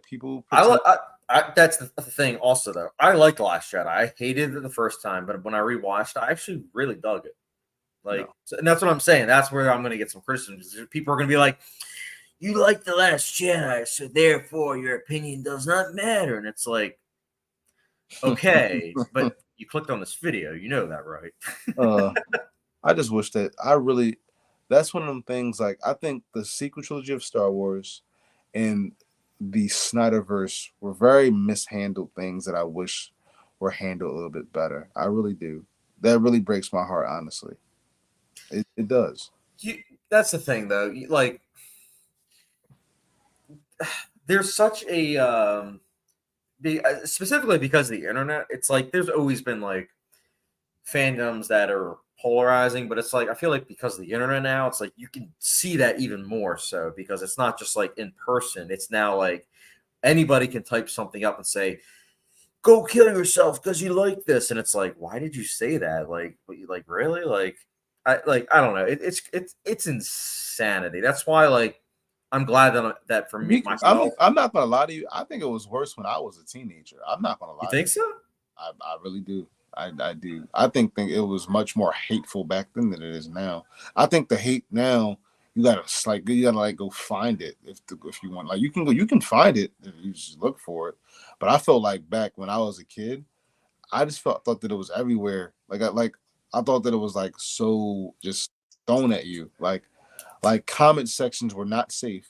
They're not safe now, but I feel like because the internet is so big and it's filled with different types of people and it has like a weird when you can be like somebody can write a really nasty hateful comment, but then you'll get 10 different types of responses to it from all like they're like so I guess you're a weirdo. Like people like you remember I'll be showing you screenshots of certain comments sometimes. Like I think comments are hilarious today, even negative ones. I'll be like, where do you people think I do, but because I have the channel, it's one of those things where like I see some of the comments that I get and I'm just like, you do understand that like you're on a film channel, right? Like you understand that there's something called opinions. But the thing about it is that we're in the day and age. I don't know if it's because I'm desensitized to it, but what you have to understand is that like you can't take every comment like seriously. I mean, you couldn't do it back then, but now like people are just saying stuff now. Like that guy from yesterday. I hope he's in the chat. You mean the racist? Yeah, I'm here now, buddy. Okay, but yeah, dude, that dude. I don't know. I don't think David C. Andrew Lay was in the chat. Yeah, when that racist dude like came in the chat and he was like rewriting history like as if it was But here's my deal. Yeah. Like stuff like that doesn't even get no hate nowadays because it's like you're a weirdo. You're clearly not only you're an idiot, you're a weirdo. Like nobody takes you seriously. But that's the thing. I try like I don't want to entertain that. That's why like right away I just like I call them out because I was just like right that. Like for example, do you remember when Star Wars came out, right? And when The Force Awakens came out, there was a loud minority of people who were mad at that Finn was black. They were like, You know, like they were just like mad that they had a stormtrooper and he was black. I was like, I mean, they do have faces, you know, like stormtroopers are people, and Right. you know, but there was a loud minority. Okay, so but he had the perfect clapback. He says, I mean, I'm definitely chocolate, but you know, the movie. Have you seen the pre-sales? I mean, their campaigns failed. I was like, you would think. I mean, this is the most. You're making it a bigger deal than I am. He was like, Films and TV shows are for everyone. It's not for everyone. just a specific like, and that's the big thing that I can't stand like about so like it's like, oh my goodness, this movie has like it's just it's so because people aren't focusing on what actually matters about films and TV shows, like the filmmaking, the rewatchability value, the entertainment value. It's so focused on like, oh my goodness, like I can't believe we now have someone that's black in it that isn't Samuel Jackson. It's like, really? Like this is what we're focusing on? Like what how's his performance? Oh yeah, he's really good. Then just shut up. Like what does this have to do with anything? But you have to understand. This is why I said you can't listen to everybody's comments because some people are just dumb. That's true. I want you to understand that, Chad. Some people just are stupid. And I mean stupid like I'm talking about stupid like they're closed-minded, ignorant. You know what I mean? That's the thing. And when people are ignorant, are you supposed to entertain them? No. No, but I try to and maybe it's my own fault, but I do try to at least, you know, I try to at least get inside, like You say like, can't hey, do if you you thought about can't like this do it. point of view, like, hey, You'll drive your own self crazy doing it. There's no point in doing it. I mean, I kind of did last time. Oh, but by the way, oh, we're behind on the comments. Go ahead. Follow up for David C. David C says Shia LaBeouf, good film. Honey Boy from 2019, partially based on his life. I saw that in theaters. I liked it. Marv, did you see it? I saw Dakota Johnson in it. I saw You her. didn't see it? I saw like the ending, and I saw Dakota Johnson's face. That's what I saw. I agree with David C. though. David T says, in my opinion, they should have combined Star Wars Episode 1 and 2 and made Episode 3 into 2 movies. That way we get to see more of the actual Clone Wars. I feel like most people would agree with that. I just think that George Lucas is like an idea guy. He has some great ideas. I think that he just I think that, and this might be wild to some, but I think that George Lucas should have written some of the script, but then Spielberg's main writer should have came in and helped clean up some of the writing, and then Spielberg directed. I think you would have seen a lot better films. Straight up, Spielberg's a master, and I think he could have made the material work. Hold on, bud. You coming in, Dad? Yeah, can do a little more. Are you okay? Sorry. Oh, okay. Sorry. Hold on, bud. Let me grab my cup. Oh, yeah, you're good. I'll answer some of the comments. Mutilla says, "What's up, fellas? Forgot you guys were on tonight." Yeah, man. I was coming home from the shore, so like we were shooting for 9:30, but I didn't say anything in the community tab because I was like, well, it might be a little bit later, which it was. I think we started at 10:15. Yeah, I was actually something burning. Mutilla says, "Attack of the Clones is the worst." Very fair, very fair. Bootzilla says The Last Jedi is very, very polarizing. I agree. Like I've seen people on both sides. Like some people hate it, says it ruined Star Wars, and other people are like it's a great movie. And I see both viewpoints. I'm somewhere in between, although I am more positive towards it because this might sound crazy, but it's the only Star Wars film I own on physical media. I recently bought it, and that's not to say that I wouldn't own the original trilogy. I would, but all the special edition CGI editions, I'm like, no, I'm just gonna wait forever, probably, for when we get the original cuts of Star Wars 1977. Empire Strikes Back. Can't articulate. Bro was rewriting history. That guy was definitely trolling.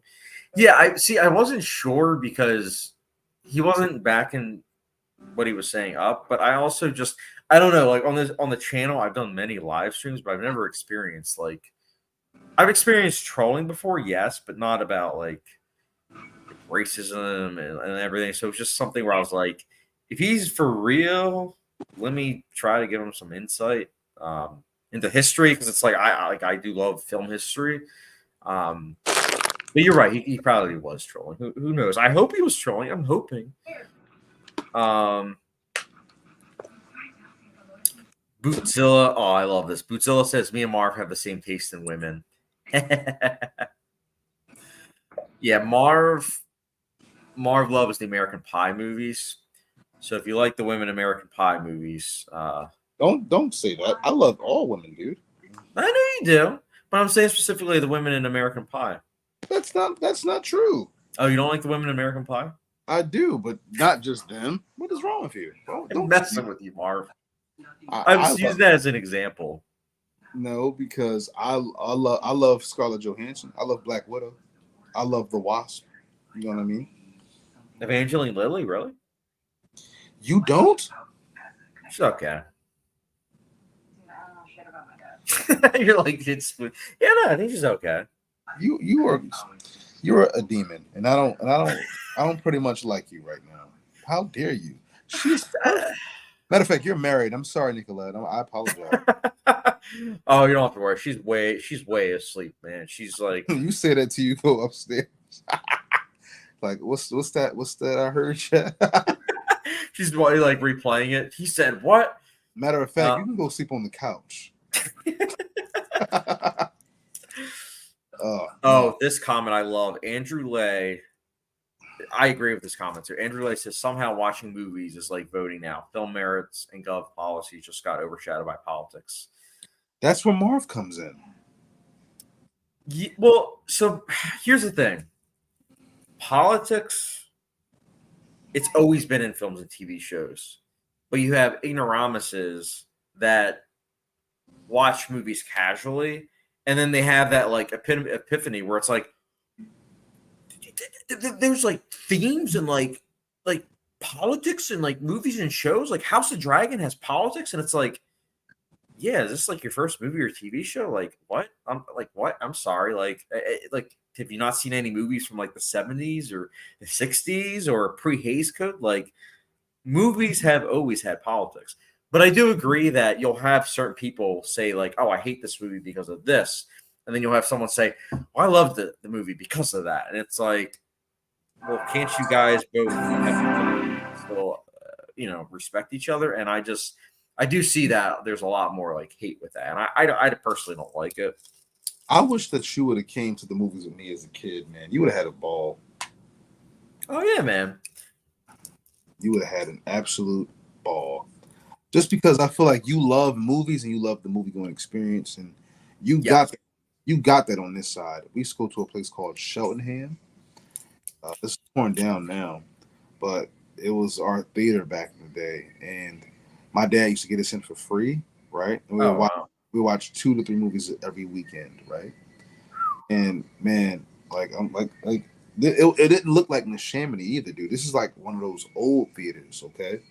So you would go inside the theater, right? And like when certain movies came out, man, it felt like the whole world went to go see it because everybody came to this one theater back in the day. Like I didn't go to Neshaminy for the first time until I believe 2006, and this is back when Neshaminy felt like so otherworldly back then because it was so long ago. Well, no, it was long ago now, but I'd be going to Cheltenham was torn down in 2008, and I went to Neshaminy for the first time to see Stay Alive in 2006. And I was like, man, this movie theater is huge. Like theaters 2 and 23, I'm talking about. In theater one before was the IMAX. Okay, so these theaters, because it's different now because they have the Dolby and IMAX, but back then, though, I used to think they had like 600 seats because it was insane. Like the IMAX at the Shawnee, it was insane because it was like the seats went on forever, and then it was like they made that, but then it was like one of those things where they were like, you know what, we're gonna cut back on the seats and make them comfortable, so that way, even though there'll be less people, it's like we'll be able to, make up the difference profit wise. But that was just terrible timing though, because it was like I think it was I want to say they did that in 2019. It was like right before the pandemic. 2017. Well, I know Dolby. I know they changed Dolby in 2017. 2017 because it was they changed it to IMAX as well. I saw I saw Dunkirk in their new IMAX in 2017. I watched Dunkirk, the Tropicana down the shore. Did you That love was it? amazing. That was a great experience. That's not a rewatchable movie, in my opinion. Oh, I've rewatched it. I think I've rewatched it like half a dozen times. I've tried, and it's just. Really? But remember what I said in the beginning of the conversation, right? If anybody was listening, I'm a man about character and story. Dunkirk is more like you're watching an event happen with no ties to any of the characters.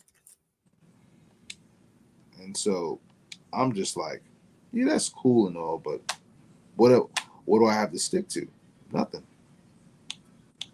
I mean, I will say, like, I get that, but at the same time, I think sometimes a film being an experience is something that I welcome. It's not something I want all the time, but I do like that at times, and I do like how Dunkirk works, because I don't think it would have worked as well if they were like, here's all these three-dimensional characters doing this. I just think it kind of took away. But it from could have just been one guy, and it showed you from his point of view. I like seeing the different viewpoints, though. Oh, by the way, we have a bunch of comments. Bootzilla says, Chad, have you watched the fan exits of the OT, like 4K 77, 4K 80, etc.? Those are as close as well. So, in regards, I believe this is in regards to the Star Wars, the original 1977. Without saying which friend it is, Marv, I'm sure you know the friend. He has a theater. He was able to get a version of the 1977 Star Wars, the original version, and we watched it in his theater. We didn't finish the whole thing because it was just late at night, but I saw the first half, and even though the quality was like 720p, it was honestly pretty amazing seeing Star Wars, like, with the puppetry, with Jabba the Hutt not being fully CGI, not having CGI rocks. Like, it was pretty nice. But to answer your question, I haven't seen the fan exits. I've only seen like the I think it was a beta mix from the 1990s. But did pretty great. But so you did love it though, right? Oh yeah, I mean, a lot of my issues, like I think I gave the original 4.25. A lot of my issues were the special edition changes. Like, they immediately pulled me out. Where I'm like, oh, it's so cool seeing like the shot on film and everything, and then you just see a scene where it looks really digital, and it's just like, yeah, no, I'm good. I'd have to see I'd have to see it myself to see what you're talking about. Oh, really? That would be fun to do. I mean, we would definitely get copyright, but that'd be really cool watching Star Wars, the special edition, and like me and my George Lucas voice. Oh yeah, guys, this is where we decided to add the CGI rocks. It really enhanced the environment. In 1977, I really wanted there to be CGI, but we just didn't have the budget. We went over budget. We wanted to beat Annie Hall for Best Picture, so we figured we would release it. That's what I got for my impersonation. Andrew Lay says, you guys did anything for 4th of July? Marv, I'll let you go first. I went out to a bar with a coworker. You went to a bar with who? A coworker. What is it? What is that for? I'm kidding. Was it the coworker? What are you talking about? The guy, when we were on the phone later, the guy, No. Why would I go anywhere with him? He's your boy. He actually almost got himself in a pickle today, because he's going to say, hey, how you guys doing? And the guy's like, what? He was like, how are you doing? You don't hear me? I'm like, oh, wow. I'm like, no, he did not. And then he asked his girlfriend, do you hear me, miss? I'm like, yeah, go ahead. Not good. Not good.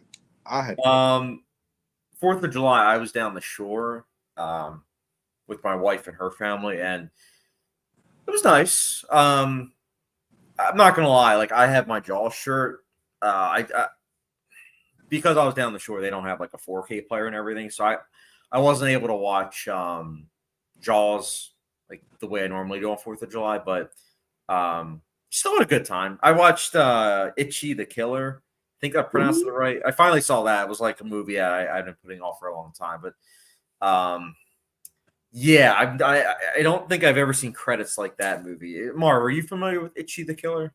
No, I don't even know what that is. Never heard of it. So it's a international film. It's infamous for being like very violent, having like a lot of violence combined with like sex. Because there's a lot of like there's BDSM in it too, but it's like it like I said, it's controversial for a reason, but no joke. But you hate 50 Shades of Grey. Huh. Well, 50 Shades is like the vanilla version. This is like the extreme version. But why is that a problem? What's wrong with vanilla? I mean, when you're tackling BDSM, like you don't want to see it, like you don't want to just see it where it's like, oh, it's just we're just talking about it. They're just talking. 50 Shades of Grey is just them talking. It's like so that makes it the worst movie ever made. No, I never said 50 Shades of Grey is the worst movie ever made. That's how I just said it was one of the worst of 2015. That's all. Because big difference. Because they talk about sex and no, you know me. I have nothing wrong with. I'm not like a prude. I love movies when they talk about sex and whatnot. I just think that when they're talking about it so monotonous like this, and it's like it's a chore for the actors, it's a chore for us. It's like hold up. Do you think Nicolette would ever want to watch 2 and 3 as like a double feature? We get like pizza and wings. Heck no, she hated the first one, and good for her. I don't blame her. I said 2 and 3. I don't think you'd be able to convince her to watch because she said the same thing as me. She was like, "This is boring. This is like so squeaky clean. Like it's a movie." Like she said the same thing as me, and it's like we had very different tastes. But 2 and 3 is not like the first one. 2 and 3 are like more ridiculous and absurd. 2 and 3, 2 and 3, yeah. 2 and like the second one, they take a place at a costume party for most of the movie, and they're having like these little fights, and then the third one's this stalker fella who's like vengeful over I forget what, and then you have them licking like the one character licking ice cream off the other one. It's like, oh, literally vanilla ice cream. I see you guys know what you're doing. Like it's literally like it's so bad. Respectfully. I know you like the second one. I love the second one, man. Because here's what I'm saying, right? I'm not trying to tell you that it's like. We have a couple more comments. This is a good one. Can't articulate any movie ever walked out at the theater. I never really did it except when I was a kid, when I watched Bruno, but it was with my parents. And I guess they didn't want me seeing nudity. Marv, I'll let you take it away first because Jurassic World Dominion. Really? Yeah. That's fair because that's fair. That was a terrible movie. That was really bad. That was like kind of bad. I said I'm out of here. I was like, I'm out of here, man. I thought about it today. Like maybe I should watch it just to end it, just to finish the trilogy off. It's bad. I wouldn't recommend it. It's bad. It's really bad. It gets worse. It somehow gets worse. We're focusing on killer locusts and not dinosaurs. Yeah, I know. It's not called Locust World. It's called Jurassic Park. I mean Jurassic World. See, I almost got the title wrong. But to answer your question, there was only one movie that I walked out of, and it wasn't because of the quality of the movie. It was just that, for context, I think it was January 2017. I did a doubleheader. I saw Silence, the Martin Scorsese film that's like tackling religion. And that was a very taxing film for me. Like I felt emotionally drained because of my own like faith at that point in time. So my next movie was 20th Century Women, which stars like Greta Gerwig. I think it's Ella Fanning and Annette Bening. And I got like 40 minutes in, and I wasn't really reading the film correctly. Like I was reading the film as like bashing men. And so I was just like, I was like, it's the previous film I watched was critiquing religion, and now critiquing men. I don't think I can handle this. So I just walked out. But I did, a couple months later, I did actually, when it was streaming on Prime, I did actually sit down and watch the full thing. And I was like, it's not bashing men. It's not critiquing men. It's just saying like, hey, like here's genders and we're critiquing it. And I ended up liking it, but I wasn't in the right headspace for a doubleheader at that point in time. So to answer your question, 20th Century Women Not a bad movie. I just want to get that out there. It's not a bad movie. It's just a movie that I just wasn't in the right headspace. I wanted to add one little tidbit though So, about Colin Trevorrow. that hack. See, I usually get mad at you for saying that, but I think that it might apply to this guy. but I don't mean it in a disrespectful way. I just think that I don't know if he drunk his own Kool-Aid or he just didn't know the assignment. Because I think that he did a great job in Jurassic World, right? But you have to remember, before Jurassic World, he made a $700,000 movie, right? Which was a good movie. He knocked out Jurassic World, right? And he got carte blanche, right? With not only that franchise, but he got the Star Wars one, and he got something called the Book of Henry, which I heard it's terrible. I didn't see it myself. I didn't see it either, but I did want to. But I heard, when I listen to him talk, I listen to these interviews and these articles with these people talking, and I feel like just Trevorrow just always had this thing about him where he thought whatever he thought about Jurassic Park, like he did not know what he was making, like because how we got to Jurassic World Dominion. What made me upset about it, I was like, what do you think that you're doing? What movie do you think people are coming to watch? Like, why do you think they want to come see Locust Park? Like, why do you think that? And but Chad, he really believed it. I listened to it. Like, he said, like, he will actually talk about this, like this is serious. Like, like dinosaurs and man. What is the next step from? I'm like, dude, that's not what these movies are about. Jurassic Park is about. Oh, by the way, Bootzilla says, well, actually, Bootzilla already asked this, so we'll get to the next one, though, because there's a couple more. David C. says, I would love for you to do a Ron Howard ranking one day, far and away from 1992 with Cruise and Kidman. Is my favorite and always overlooked. So Ron Howard, I do have on Letterboxd. I do have private his ranking, but I don't have it public and I don't have it filmed because I still have so many Ron Howard films to watch. Some of his films are just hard to find. Like I don't know if it's still the case, but I remember Splash was kind of hard to find. But yeah, I mean, if people want me to rank his work, like I can try to actually rank it because I do like some of his work, and it would also give me an excuse to finally watch some of his other work. Like I've seen Da Vinci Code, I've seen Angels and Demons, but I still haven't seen Inferno, so maybe I'll do that. And Far and Away, I do need to watch. And then, this is a good question. David C., what is your most overrated MCU film? Mine is Shang-Chi. Overrated. I think. Let me think. Oh, I know. Spider-Man No Way Home. Really? Yes.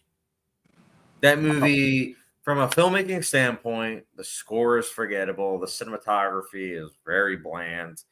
The story is barely held together by, I'm gonna go with Black Panther. Black Panther? Mm-hmm. Wow. It's either my second or third favorite MCU film. Why Black Panther? I think Black Panther, and mind you, I have no pleasure in saying that because that is one of the most highly anticipated movies I've ever had in my life. But I thought when you take the expectation, who was involved with the project, and mind you, I think they nailed certain parts of it. Like I think that the story and the writing was good in certain respects, right? Like there's certain things that they did in that movie that I was like, yeah, that's good. But I really can't help but feel like the movie is not even. I think the movie's it scratches the surface of what it could have been, and that's weird to say because what it is right now is like this cultural blockbuster that like redefined everything. Like it was like this perfect storm, right? So people already love that movie. They love the character. They love that story. So you hear me be like, well, what are you talking about? Because that movie's awesome how it is. But I think it could have been way better. When I watched it twice. And the first time I thought maybe it was the theater I saw it in because it was bad presentation. It was a theater that got torn down. It was called Riverview Stadium in downtown, or South Philly. Okay. Oh, I know the one you're talking about. So when I saw it, man, it was open weekend. It was like hard to get tickets, right? So I go into this theater, right? Not the best auditorium, but I remember it just came on and the audio wasn't right, and then the visual was kind of like really gray. And Marvel movies are already gray, as we know, right? So I couldn't really see it first, but I was still trying to lock into the movie, and I liked a lot of it. I liked what I saw and stuff, and I want to let you know I like the second half. The second half is fine, but I really kind of feel like they kind of like butchered like the Claw and Killmonger's at things. I think they could have did that better. I like how they opened the movie, how he kills, his. I don't want to spoil it, but if you've seen Black Panther, you know. Uh, it comes on. I like that, cool, because that's for Killmonger later. But then you introduce Claw, and so the first half of the movie, I'm thinking that we're going into Claw. We're going to get into that Killmonger, not that Black T'Challa versus Claw. And I remember in Age of Ultron, they had set Claw up as the big baddie of his movie. So for years, I had this expectation of what the movie was going to be like. But then Killmonger comes to the front. I'm like, all right, cool. I don't mind Killmonger. I love MBJ as much as anybody else. But then, you kill Claw. So then Claw was never a threat. And then you kind of like we go straight into Killmonger, and like we bring that plot line up that's been forgotten about for the first half of the movie. And then we get it, and I feel like they kind of like rush it. Like if we were going to get the story that we got with BP, like we should have did that from the beginning. Where I felt like if we could have had it where that full first act, instead of going after Claw, it's like Killmonger and T'Challa. Because then I would have gotten like it would have been full circle for me. I mean, it still is, because you have the movie ends where it began at. So that's fine with me. Well, and also think about it. The whole concept is that Killmonger was like forgotten. He was forgotten by his people. He was like the forgotten child. So like, it is kind of fitting that they introduce it. Like they introduce him, and then for a while they don't have him. I don't think it's like bad writing. I think it's actually kind of smart, because then towards the end he shows up and he makes some really good points, like about the society, where it's like, you guys have all this power and you guys aren't doing jack with it. Like, and it's like, as audience members, you're like, yeah, he's got a good point. There's a lot of stuff going on in the world. It's like, why don't we? But then it brings up the moral question of like, yeah, but humans are flawed. Like, they might use this for the wrong means, as we saw with Claw. And I think that's what I personally like the writing. I actually think it's one of the stronger aspects, like in retrospect. I think for me, the weaker aspect, which I give it a pass because I've told you behind the scenes of the movie, but I think the weak aspects are the visual effects in the third act. But again, it's not the movie's fault. It's literally Disney's fault, like the company. But yeah. But I mean, I guess I get where you're coming from with it. But I can't lie. I do like Black Panther. Like, I love, especially the score. Like, I wish I could love it. I really do. I watched it recently, a couple months ago, and I like the second half. The second half is fine. I just really had very hot. You don't like the casino brawl? Like I hate that. That seems that whole act sucks. I don't like any of it. None of it. I thought the choreography was bad. Who did that action scene? It was terrible. I thought it wasn't inventive at all. Like, and I think that's because I feel like Black Panther's the best fighter in the MCU. Like, I feel like his action scenes weren't even up to par. Like why didn't we get, for those action scenes, why didn't we get the guys at 8711? Why didn't we have those? We needed them there for that. And then on top of that, we were talking about Game of Thrones earlier. Do you know that I thought this was going to be like Game of Thrones? Not literally, but like figuratively, like because I feel like it was made. It was made for that, like politics, Wakandan politics. I was ready for all of that, and it just. I think the movie that we got is just a watered down version of the movie that I wanted. And if everybody loves this one, I can only imagine what it would have been like if they would have got the one that I thought it could have. They were more than capable of making. I mean, I think what also Black Panther has going for it is that, unlike a lot of MCU films, like it's self-contained. Like, yeah, they have a couple references here and there to other movies, but like you can watch Black Panther straight up and not have to watch like whatever came before it or whatever came after it. Mm-hmm. And I know you didn't like the sequel, but it's the same thing with the sequel. I mean, like I hate that movie. I know you do. I actually like it. I don't know why. I watched it with my brother. He was like, "Man, this movie's still on." No, I like it. Well, also Andrew Lay says, I saw The Godfather 2 for the first time on the day started the film a few weeks before, but I stopped 10 minutes in and saved it for July 4th when I realized Vito's origin is an immigrant story. That's honestly, that's kind of perfect to wait for, like, because literally Independence Day. Marv, I still need to show you Godfather Part 2. That's a masterpiece. Yeah, I only saw one. Andrew, let me know if you liked Godfather Part 2. Andrew also says, interesting as I loved the movie, but thought the first one was a bit boring. I think you saw him at Black Panther. So it looks like he's talking about Godfather 1. Oh, is he? Interesting. I love the movie. Oh. I mean, at least you didn't say the editing was bad. Like you hack. I just think it's a little bit choppy. Oh yeah. The movie that people show in film school for editing. I'm sorry. You don't want to talk about choppy editing? Watch Madam Web. I hate that movie. Yeah, that movie was terrible. Andrew Lale says my letterbox was flooded with Independence Day, though. Yeah, I to be honest with you, I've only seen that movie once, and that was when I was like a teenager. Marv, I'm assuming you like Independence Day, right? It's okay. Oh, okay. Right, I hate that. I hate that director. Roland Emmerich. Yeah, he's terrible. Yeah, in my eyes, he's only done one movie that's like almost good, and that's The Patriot. You ever seen that? Patriot? No. Oh, you would like that. It's with Mel Gibson. It takes place around like the Revolutionary War. It's a revenge story. Honestly, it'd be kind of perfect to watch now as like a first time because it's like a patriotic. I what you call it. I keyed on because I don't know if you have this though, dude, but when I watch certain directors that have like a track record, like you can start to see like them in the movie.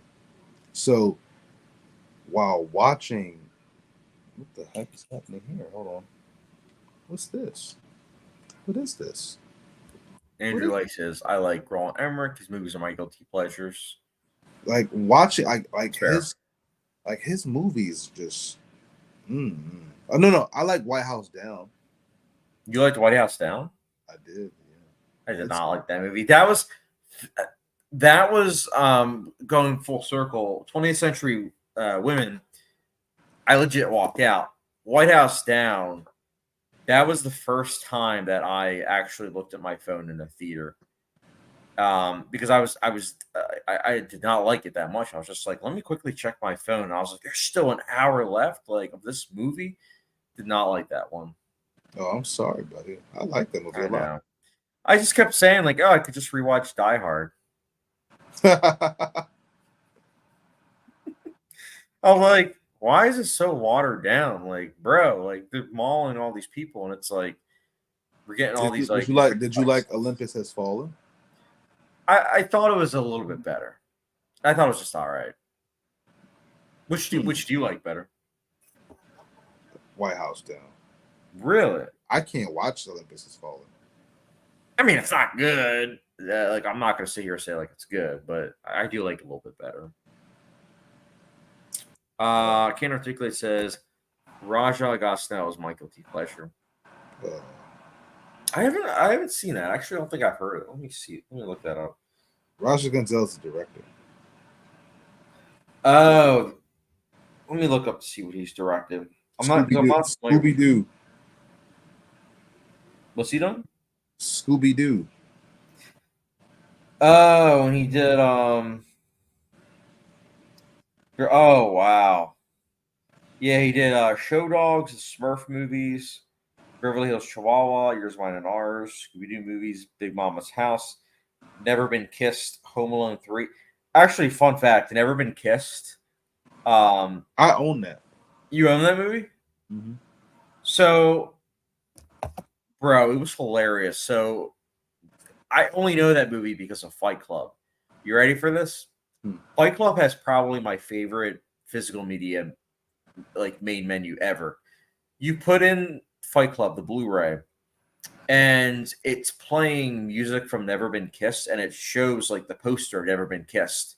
So you're like, did I buy the wrong movie? Like, what is this? Like, why do I have Never Been Kissed? I didn't buy Never Been Kissed. I bought Fight Club. And then all of a sudden, like a frame like appears, and it's like you start to see the Fight Club menu. It's like glitching, and then all of a sudden, like the Fight Club menu comes on. It's like playing the music for Fight Club. I was like, oh, that's really smart because if you've seen Fight Club in the context of that movie, it's like Tyler Durden messing with the audience, and in turn, David Fincher is messing with audiences with the main menu. It's amazing. Like honestly, I love that main menu. Like, so whenever I hear about Never Been Kissed, I've never seen it, but I always think about that. You wouldn't like it. I mean, probably not if my boy Fincher's making fun of it. I don't know why he makes fun of it. I don't like that guy. He sounds like a real douche. Oh, Marv. He's one of the best directors ever. That doesn't mean he's not a douche. Touche. Just say touche. I got it. Bro, that dude can, like, he's great. He's great. I wish he wasn't working with Netflix, though. I could, but at the same time, I understand, like, he kind of has to in order to get his projects funded because he likes those $90 million, $100 million budget films.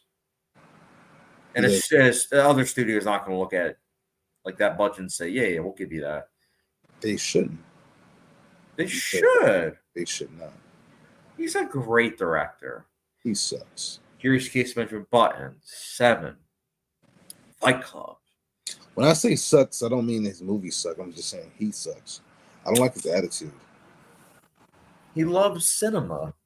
He hates cinema. Oh, no, he doesn't. You know what? Hold on. I'm trying to fix my camera. Hold on. Oh, Angela, I feel seen with Fincher movies. He's so OCD. I love his OCD tendencies. Like, he reminds me of like Stanley Kubrick, where it's like everything is so precise. Even though I love his product placement, because his product placement, it's very purposeful.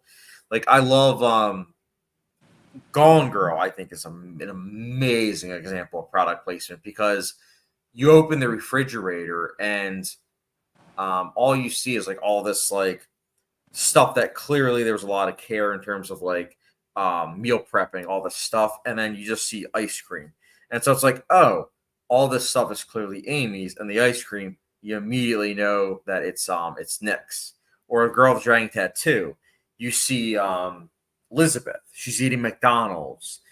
She's eating sandwiches. It's like stuff that you eat when you're on the go and you don't really have time to make stuff. It's just like stuff like that where he makes food.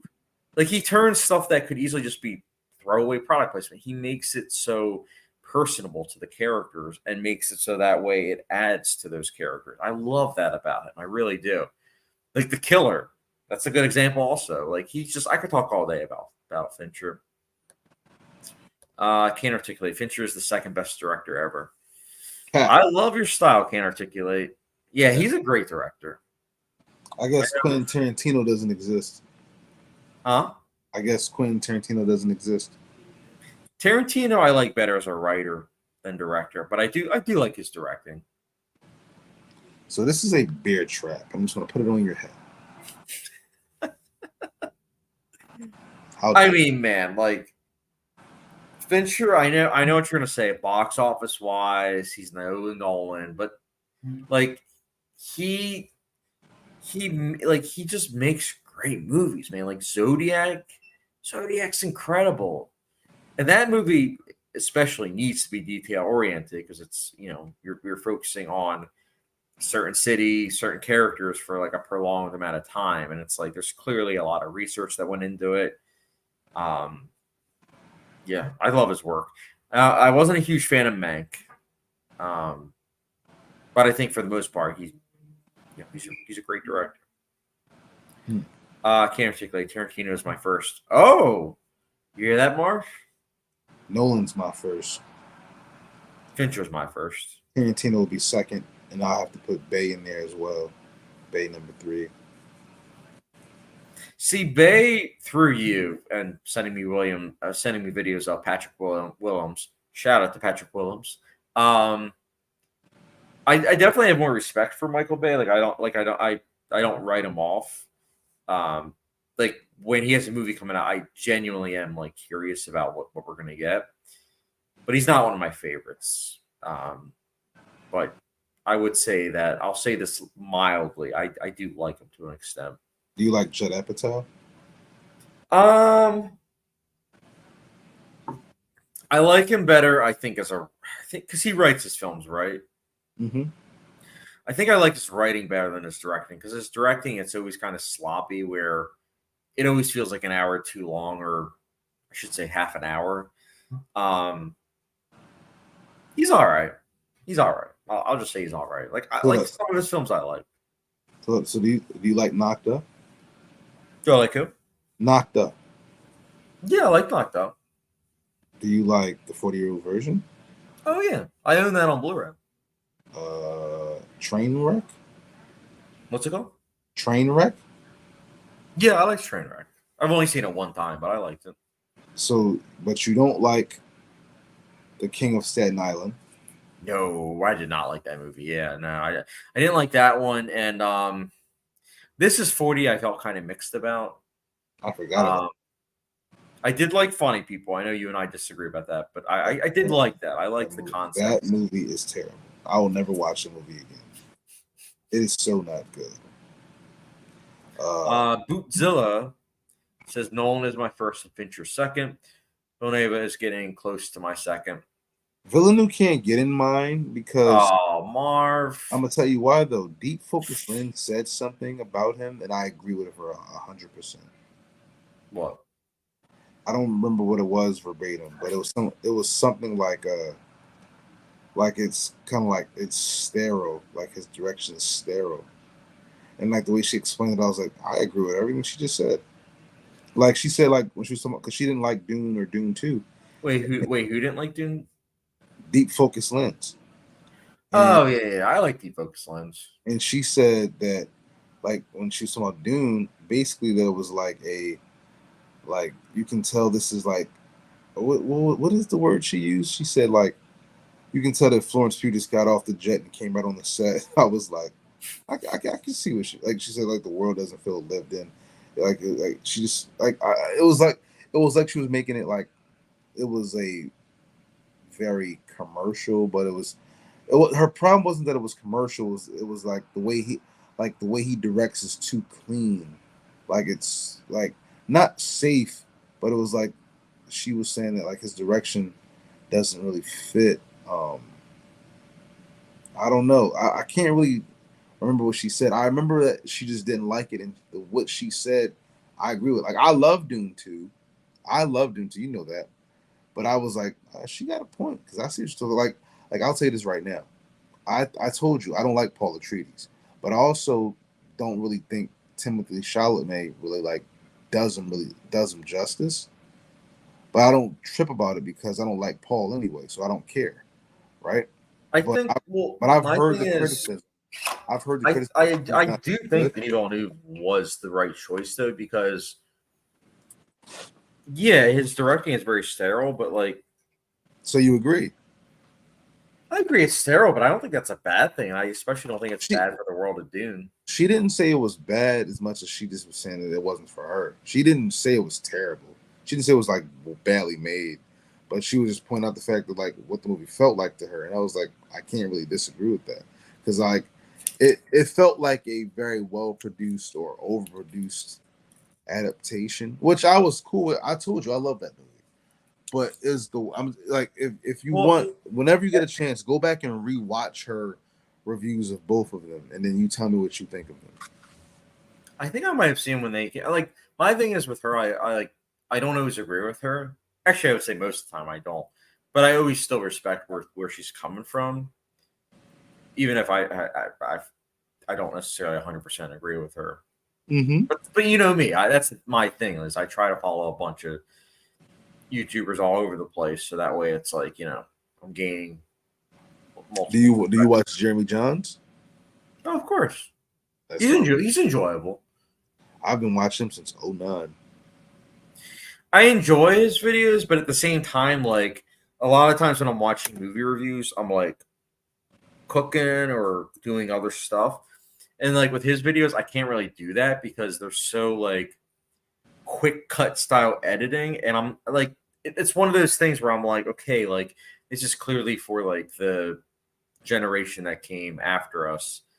And it's like, I respect it. Like I said, I like his work, but I don't know. Defocus Lens, what I like about her style is that she has like 2-3 edits of her videos, so I can watch a 20-minute video of hers while I'm cooking and like whatnot. But yeah, I like Jeremy Gunn. Chris Stuckman I like, but at the same time, him. I didn't want to bring him up because I don't agree with what your take on him is, and I didn't want to get mad. But Why? What about him don't you like? No, I love him. I said I didn't like your take on him because about what? About how he's a filmmaker now, but he's trying not to be a critic anymore. I hate that you say that. But I mean, I'll put it to you this way: when you build your channel, and the biggest thing that's a selling point for a lot of people is your hilariosity videos, and then you kind of take that away. Like that hurts a lot of people. Like I'm not saying like that's why I subscribed. That wasn't.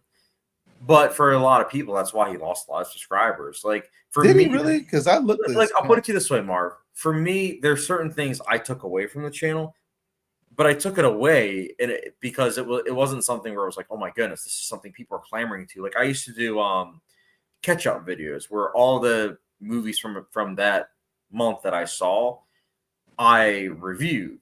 That wasn't really something that people were missing though, because it got like 50 views and like people really weren't interacting, which I was fine with. So eventually I just took it away because I was like, I'm busy. Let me focus on the videos that people do like and that I also love as well. But it's not like, for example, it's not like my director ranking list. Like if I take that away, that's a lot of people that aren't going to be happy, including myself, because I do love making those videos. But Stuckman shot himself in the foot because, I love him. I love his videos still, but he took away hilariosity videos. He took away negative videos. He took away middle of the road kind of thoughts.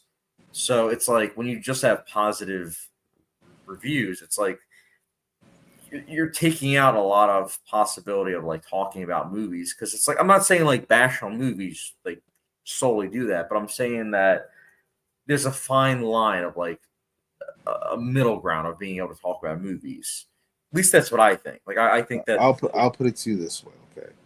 So when it comes to Stuckman, the thing that you have to realize is that before he started making movies, well, I guess he's always made movies. Yeah, he's always made movies. But before he kind of like, I guess like like crossed the line into his dream, I guess he was already feeling like this. Like this, I remember like this was back like 2017, 2018. People noticed this. It wasn't like nothing that he said. It was just like he was starting to act different. Not in a bad way, but you could tell like something was taking a toll on him. And I remember he spoke about it once. And I think it started over in 2018. It started with Halloween, then it went into it next happened with Glass. And like he would review a movie but feel bad about it afterwards. And he would come back and talk about it. And he would try to like really like they would like probably talk with a friend about it too, to like really try to hash out his thoughts. But it really hit the boiling point when they went to Glass, because he gave Glass a rotten review. But he said to himself, why did they give it a rotten review? Because he didn't say rotten. They just put rotten on it after reading his review. And he was like kind of upset about it because he's like, I don't want them to give it a rotten. Like, I'm a big fan of M. Night. I appreciate what he was trying to do. I'm just not sure if it landed for me yet. so I got to go see it a couple more times, and now I feel a little bit differently. I still have problems with the movie, but I just know how to feel about it as of right now. But I still love that he swung for the fences. But to be honest with you, that Stuckman, I get that because that's part of film criticism. Like sometimes when you're interacting with a film or TV show, you might not have your thoughts fully gathered because you don't really know how to react to it. Where you're like I need to give this a second chance. You felt that way about certain movies that you've seen. I've experienced that. So it's like for him to be that honest, like I was fine with that.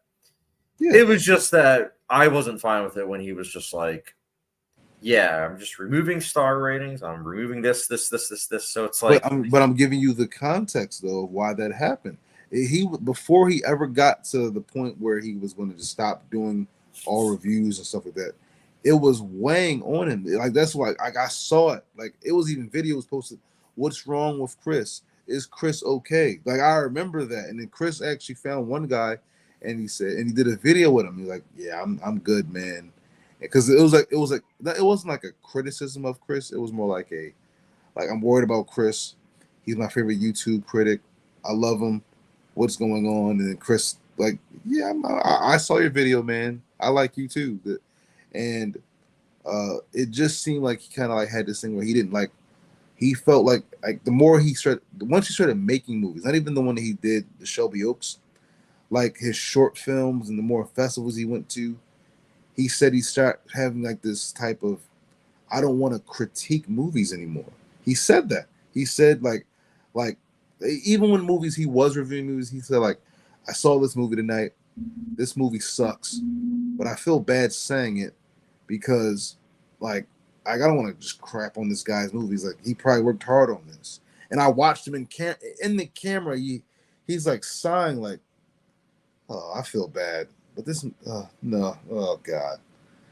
Why would you do this though, buddy? But it was almost like he wants to critique it, but he feels like he can't. And then he made Shelby Oaks, I guess, right after the pandemic started to calm down a little bit. yeah, And then that's when he shut the door on all of it. But I watched it happen. Like I watched him not be in love with criticizing movies. He just wanted to talk about movies that he liked. If he didn't like it, then he just didn't want to like crap on it. well, and let me just say this: at the end of the day, Mm-hmm. I still watch Stuckman. I still like him. I have much respect for him. And like he says, he doesn't want to criticize movies. I'm sitting here just giving him friendly critiques. Not that he'll ever see this, but I'm giving him just friendly critiques.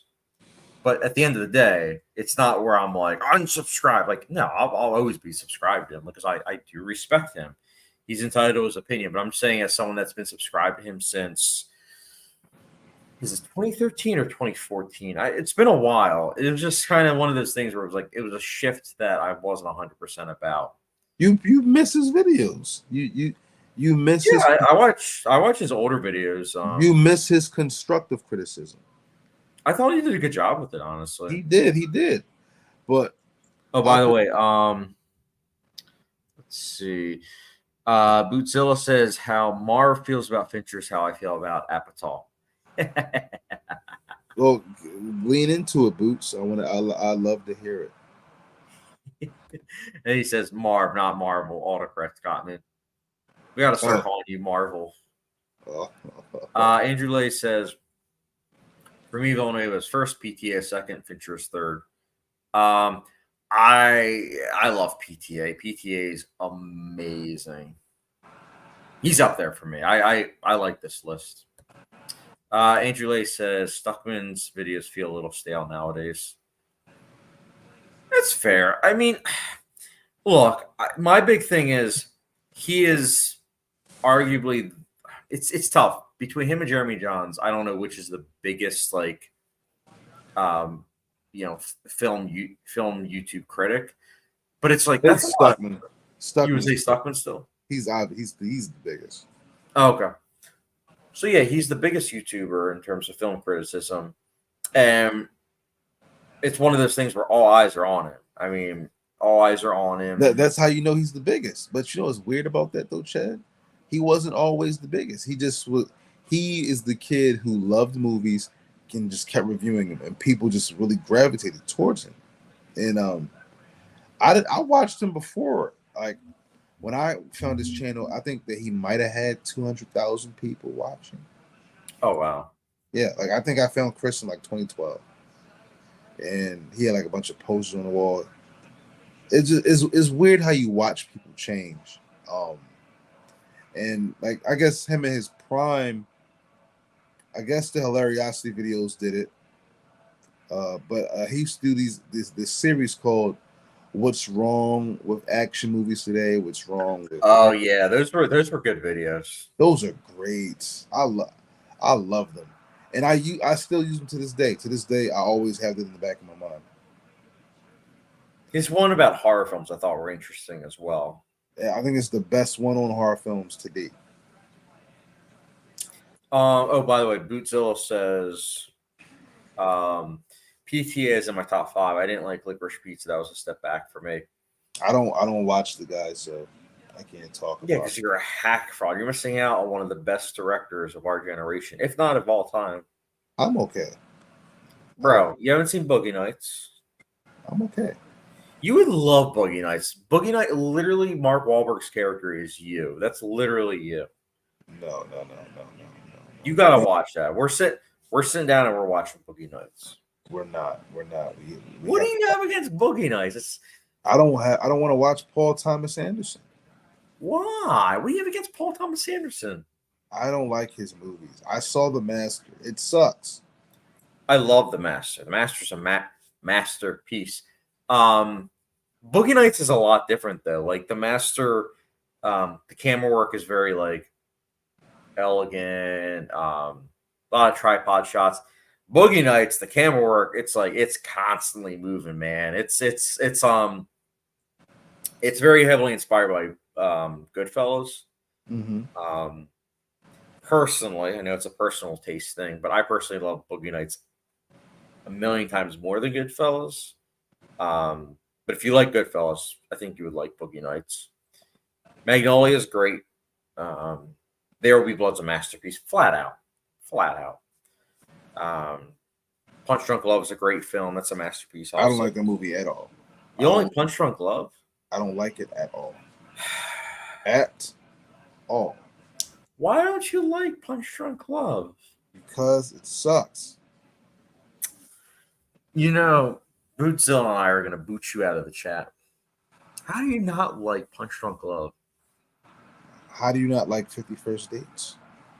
I haven't seen it. I've only seen a little bit of it. Tuh. That's because it was when I was at the gym. This was years ago. They had 50 First Dates on. So I think I saw like 10 minutes of it. Seemed all right. That's one of Adam Sandler's favorite movies. That of his own. Really? That if you ever look it up, that is not only his but Drew Barrymore's one of their favorite movies. Probably because it was a fun movie to make. I mean that too, but they just love the movie. It's 50 First Dates is awesome, man. Like that's what I mean when I talk about Sandler, bro. Like Sandler has those movies that raised me. Like those movies raised me, bro. You got 50 First Dates. You got The Water Boy, which you've never seen. We still need to watch it. Oh, by the way, Can't Articulate coming in for the win. I still need to finish my PTA journey. There Will Be Blood and The Master were great. Yes. Facts. My stomach just started hurting. And Andrew Lay also coming in with clutch. This I agree with. PTA movies always need a second watch. Didn't like Phantom Thread. Now it's in my Letterboxd top 4. Inherent Vice was confusing and still is after rewatches. LOL. This I agree with. I'm not watching any of those movies. Bro, you're missing out on, as Scorsese would say, cinema. You're missing out. He gets on my nerves too. You know that. You're going to hate on Scorsese now too? You know I'm mad at him. I don't want to talk about Scorsese, man. You're gonna get your movie buff badge taken away from. I would in some circles. I actually left the channel one time, but I just felt like they were all being douches. Wait, who was? It was a channel. I think I might have added you into it on Facebook years ago. It was called Pixels and Reels. Do you remember Oh that? yeah, I think I'm still following. Like, I don't really pay attention to it, to be honest, but I think I'm still following it on Facebook. Yeah. At first, I was really happy to be there, but I think that my boss invited me into that group to make fun of me. I'm probably just being sensitive. He probably didn't, but I felt like that a little bit. That was nice. But uh, yeah, like we just used to have like really weird arguments, and then I realized like I don't even know if I want to be in like the same group as these people. I don't know. Like, is that's why it's good to like have you here, man. Like, cause you're a movie buff, but we get to like have fun and debate and stuff. But it's all fun. Like, it felt Oh like yeah. it felt like sometimes like you know how I like 50 Shades Darker. That was used against me, and I was like, I don't think it's like I think that people took what I said like quite literally, but my only point is I'm like 50 Shades Darker is a very silly, absurd movie. And the people who made it know that. So like why am I like judging it as like something that it's not? It's a stupid movie, but it's a movie that knows it's stupid. So what are you I doing? think not that I agree with people criticizing that as one of your favorite movies. I'm not saying I agree with that because, as you know, like when we first when we first met, you told me that, and it wasn't like I didn't laugh at you. I was just like, oh, that's an interesting choice, and I wanted to know more. I think it's largely because a lot of people, including myself, don't look at that movie as, oh, the filmmakers and everyone involved are in on the joke. I felt that it treated itself very seriously, and I think that on that front, it just didn't work. I think that parts of the third one are self-aware, but Mm-hmm. for the most part, not really. But yeah, I mean, dude, at the end of the day, that's why, and I've said this. I think I said it on one of my live streams. What you're saying is one of the reasons why I will never be famous, because a lot of times film conversation, it's I just watch mainstream movies. That's it. Like I just love like whatever's big. And then you have other people where it's like, oh, I just watch like the art house films where it's just like all it's 4 hours and it's slow cinema. And don't get me wrong, I watch movies from both camps, but I don't pitch my tent in either of those tents, if you know what I mean. I pick and choose. Like I like at the end of the day, I want to be well rounded. Um, because I can definitely see you being a director, man. I keep telling you can do it. Like I don't think you want to do it as like much. I don't know, probably because of this day and age, but I definitely think that you could like pop off and like get things going. Like what in terms of like being big on YouTube? well, yeah, big on YouTube. My dad was sending me stuff like about like how you could like really jump into the film community and like get going. Like when we went to those premieres for the short films, those Yeah, people are actually our short film. they're actually in the field working. Like they're on the ground getting busy. You could do that. You know what I mean? But that's my biggest issue though, is that when it comes to like I see people and I give them props, but I see people that really heavily advertise their videos and everything, and that's not usually me. Usually I'll just like drop a video and then after a couple days I'll then maybe share it again. It's just very difficult for me to because I always have a lot going on in my life, so it's like one of those things where it's like it's hard for me to. I'm Well, not the best at marketing. I know that about myself.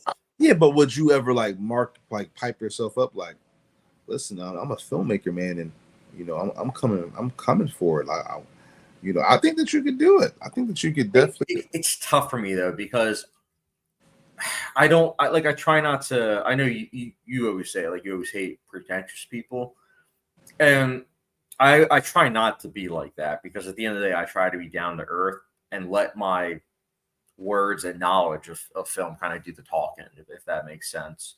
Mhm, And same thing with making movies. Like I love making movies, but mhm. I don't know. That's the hardest part, like networking with that. But you're right. It is something I should do. I think that listen, man. I think that the sky's the limit. I think that you could. be making a film for theaters in 3 to 5 years' time with the work that you've put in already. Well, you know, at the end of the day, the dream project, if I ever get $1 million, Midnight Service. But even if you had like 100,000, like Terrifier was made for $100,000. Yeah, but I need $1 million. If we're going to recreate the 1970s, we need that. Andrew Lay says There We Blood is literally the best of the century so far to me. But very fair. For me, it's between that and Mulholland Drive is my favorite of the century so far. They're both masterpieces. Can't articulate. You'll like this, Marv. Adam Sandler's Little Nicky raised me. Otto Hightower is in there too. LOL. Otto Hightower died. Oh, also, Bootzilla's calling you out. I love this. Marv is on his anti-PTA. I'm not mad at you. Do you, Marv? Well, listen. First of all, Little Nicky raised me too. Just so we're clear. And listen. I think The Master was shot very well. I love the way it looks. Oh, it's amazing. But the movie is really, really stupid. And I think I'm not interested in this guy. And I didn't want to bring it up because I don't like talking about this type of stuff. But he has, matter of fact, forget I even said anything. I'm not even going to talk about it. But I'm not a fan. I'm not a fan of this guy. I mean, he seems like a nice person, but I don't like his movies. I don't like them. I'm not interested in them. There will be blood. I feel like The Master is definitely like an anti-Marv movie. And it's like a heavy pro Chad movie, and by that I mean that it's like the ultimate flat character arc, where it's like a character, everyone surrounding this character wants him to change, is trying to push him to change, and even he at some point wants to change, but at the end of the day, because it's a book ending where it's like the opening and the ending scene are the same, he can't change. He is literally a human that can't change. And that I understand that can, rub some people the wrong way. But for me, I find that to be compelling because there's a lot of people in life that are like that, where it's like they just can't change. Like, even if they have the resources and everything, they just can't do it. Like, they're kind of set in their ways. I don't know. Like, I love The Master. That's a film that's always stuck with me. Stuck with you? Why? Because, like, the character's flat arc journey, I just think it's so fascinating. Like, you have this individual that's so, like, obsessed with sex, so obsessed with almost drinking himself to death. Like, he is literally a functioning alcoholic who has PTSD from the war and everything, and he's just trying to, like, go through life, like, trying to find, like, some kind of interest, and then he comes into a religion that's it is a cult, and so he's very fascinated by it. But at the same time, like, you see the similarities between him and Philip Seymour Hoffman's character, and their dynamic is just amazing. Like, it's two of the best performances of not even just this decade. I mean, not this decade, the century, but just in general. And you get to see them, like, work off each other. And at first seems like a father-son kind of dynamic, but you quickly realize, like, it's not. It's more of like a homoerotic kind of angle.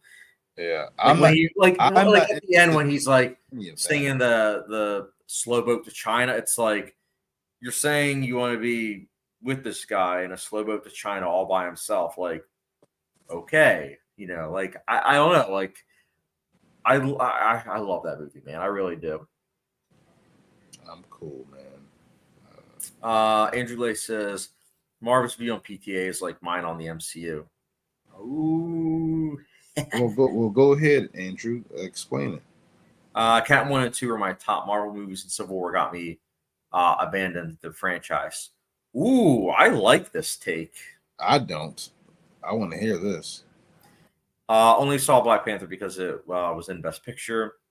This solidified my MC stance. What a drag. I don't like Black Panther like that. So you got me. That's a Chad movie.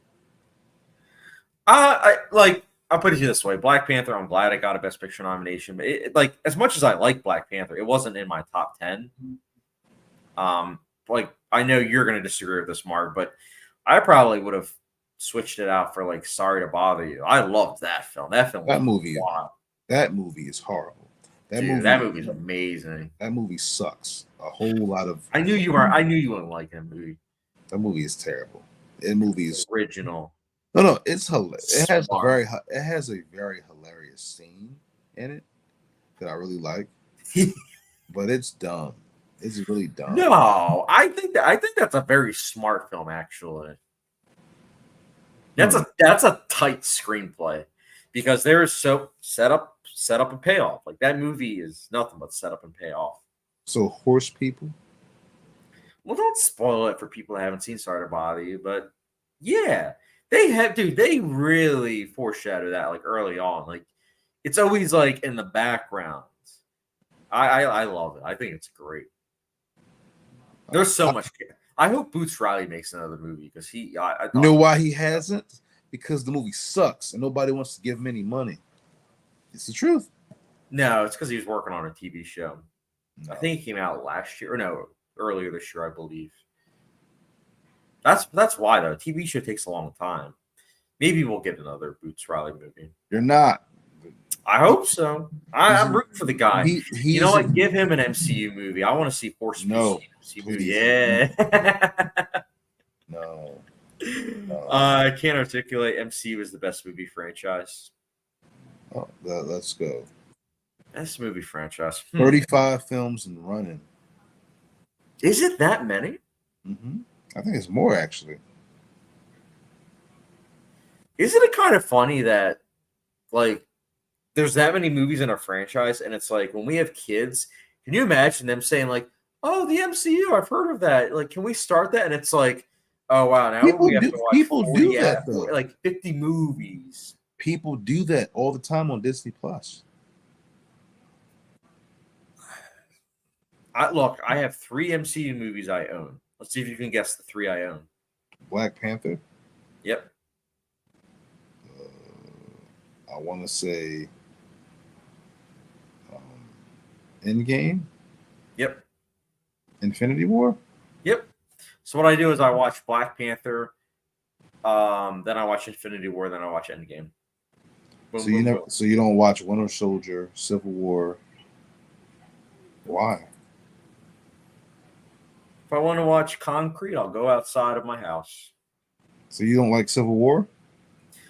I think Civil War peaks early. I think Spider-Man ruins pretty much every scene that he's in. Oh, what? Guys, G. Whittaker's like, oh my goodness, this is so amazing. Like, bro, like this is supposed to be a fight of these individuals, like, and you're treating this like a joke. I'm sorry, you're just deflating any intensity. I do like the ending. I like the ending, like the whole concept of, without spoiling anything, a certain individual killing a certain character's father. That I thought was actually very interesting, but I don't know. I think it's solid. I think it's a solid film. Like I'm not gonna. You don't like Winter Soldier? Winter Soldier, I liked. I haven't seen. I think I saw it. I saw it in theaters, and I think I saw it another time. So I haven't seen it in like a decade. That's considered one of the best ones. Yeah, no, I liked it. I liked it during the time, for sure. But I haven't had the urge to rewatch it. What about Guardians of the Galaxy? I only saw it once in theaters. I liked it in theaters. All three? All three? The second one I hated. The third one I saw in theaters. I liked it enough. The second one you hated? Yeah, I didn't like the second one. I really didn't like the second, actually. Give it another whirl. Why? It's better on rewatch? I thought so. Oh, look at this. Look at this. This is great news. Bootzilla coming in. Bootzilla is talking about boots. I love that. Boots Riley's next movie is supposed to be called I Love Boosters with Keke Palmer. Okay, so a hack and a whore. Okay. Yeah. You don't like Keke Palmer? Did you see what she did to her husband? No, why? What'd she do? Dude, she got on stage with ushering and, like, grinded on Usher, man. It was really? It was very bad. And then she got all the feminists to like curse out her husband. I was like, this is ridiculous because her husband was like you're a mom. Why are you on the stage dancing with Usher? When he really should have said, listen, like you coming home to me. Why are you dancing all over Usher like that? You know what I'm saying? And so it was like one of those things. Like it was like the battle of the sexes. All the guys said, "No, Kiki, you're wrong for that. He deserves to divorce you." All the women were like, "No, girl, that's right. Do you, girl?" And he's trying to control you. So it was like one of those things, and it's like guys and women were have like a war in the comment section. It was hilarious. So I don't like Kiki Palmer for that. I don't. I mean, at the end of the day, it's between Kiki, her husband, and Usher, apparently. Isn't that wrong? That's so wrong. I mean, like me personally, I mean, I wouldn't want that, of course. Exactly.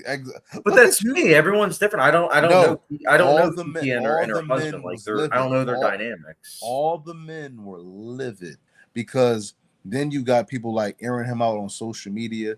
They were saying Kiki got to take the baby away from him, and all he said was, "Why are you half naked on a man when you're married with a son at home?" That's what he said. He could have said more because I'd be livid. I'm trying to pull up the Usher house with the machine gun. And Usher just being Usher. You saw Usher at the Super Bowl. He like, yeah. That's why when he grabbed Alicia Keys, everybody was in the comment section like, yo, Swiss gonna have to pull up. What's this? Usher just, you can't leave your girl on Usher at all. You leave your girl on Usher, she ain't safe. Like that was Usher into her safety. Usher don't be playing. He don't care. Usher will go at anybody's woman.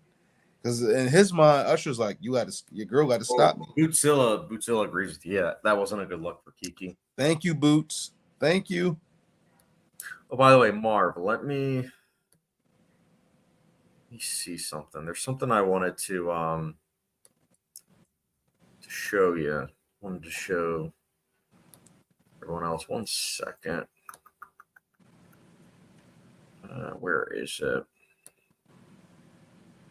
I looked at this correctly. 1 second. There's something I wanted to show. Here we go. 1 second. Can you do pictures? I think what I'll do is I'll try to add a picture. So it looks like you can only add what's it called? Videos, but let me see if I can add pictures because there's a picture I wanted to show you and then get your thoughts on it. 1 second. Okay. Let's see if I can do this. Like I said, I'm still getting used to StreamYard, like the whole process. All right, here we go.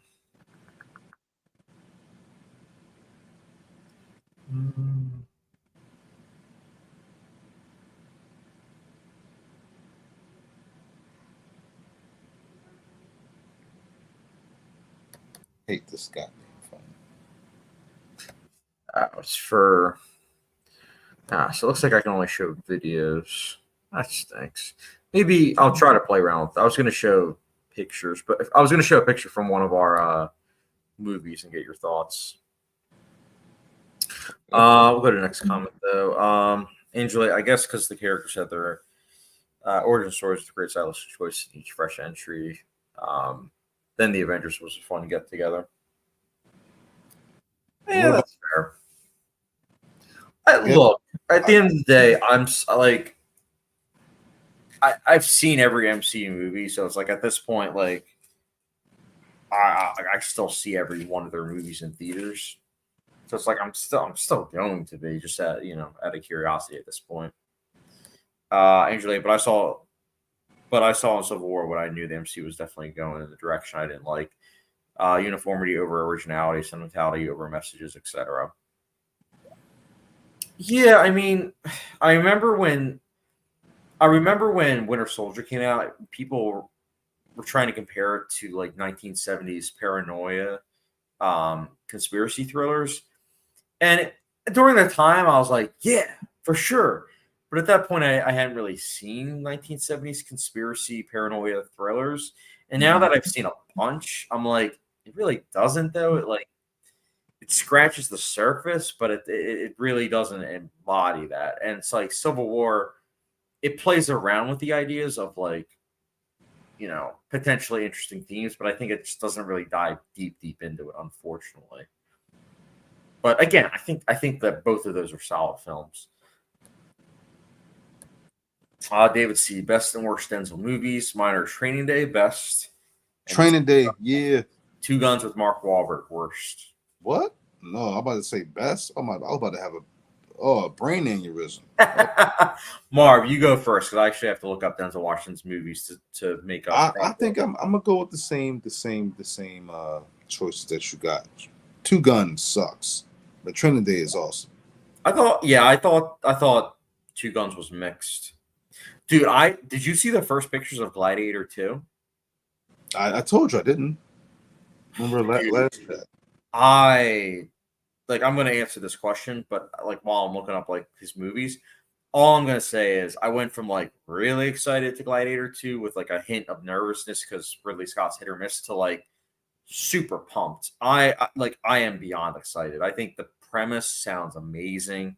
I'm genuinely. I believe that Quentin Tarantino was right that he didn't want to be an old man filmmaker because of Ridley Scott. This project should not be happening. I don't think. You don't think so? Mm-hmm. I don't think it should be happening. $350 million budget for a sequel to a movie from 25 years ago. Wait, it cost $350 million? Look it up. Probably not that much, but it cost around there. I mean, yeah, I'm not gonna lie to you. Like, yeah, if I was a financer, like, I would say, yeah, let's make Gladiator 2, but I would say 150. But even then, that's kind of being liberal with the budget because, like you said, it like Gladiator was lightning in a bottle. It came out during a time where there was craving for sword and sandal films. Mm-hmm. I think a lot of people are gonna be kind of confused because it's like, well, wait a minute, I thought his son died. I thought that's why Russell Crowe went on revenge in the first place. Not picking up on the nuances. Like I think a lot of people don't remember the nuances, which is like, yeah, he had a son like with someone else. Like he had like an illegitimate son. I don't think a lot of people are gonna remember that. So is Denzel the villain? He's someone, if I'm not mistaken, he's a I think he's one of the, let me look it up while I'm also looking up his best and worst. Gladiator 2. Because like I said, when I read certain things about it, I was like, oh wow, like this seems really good. Let me see.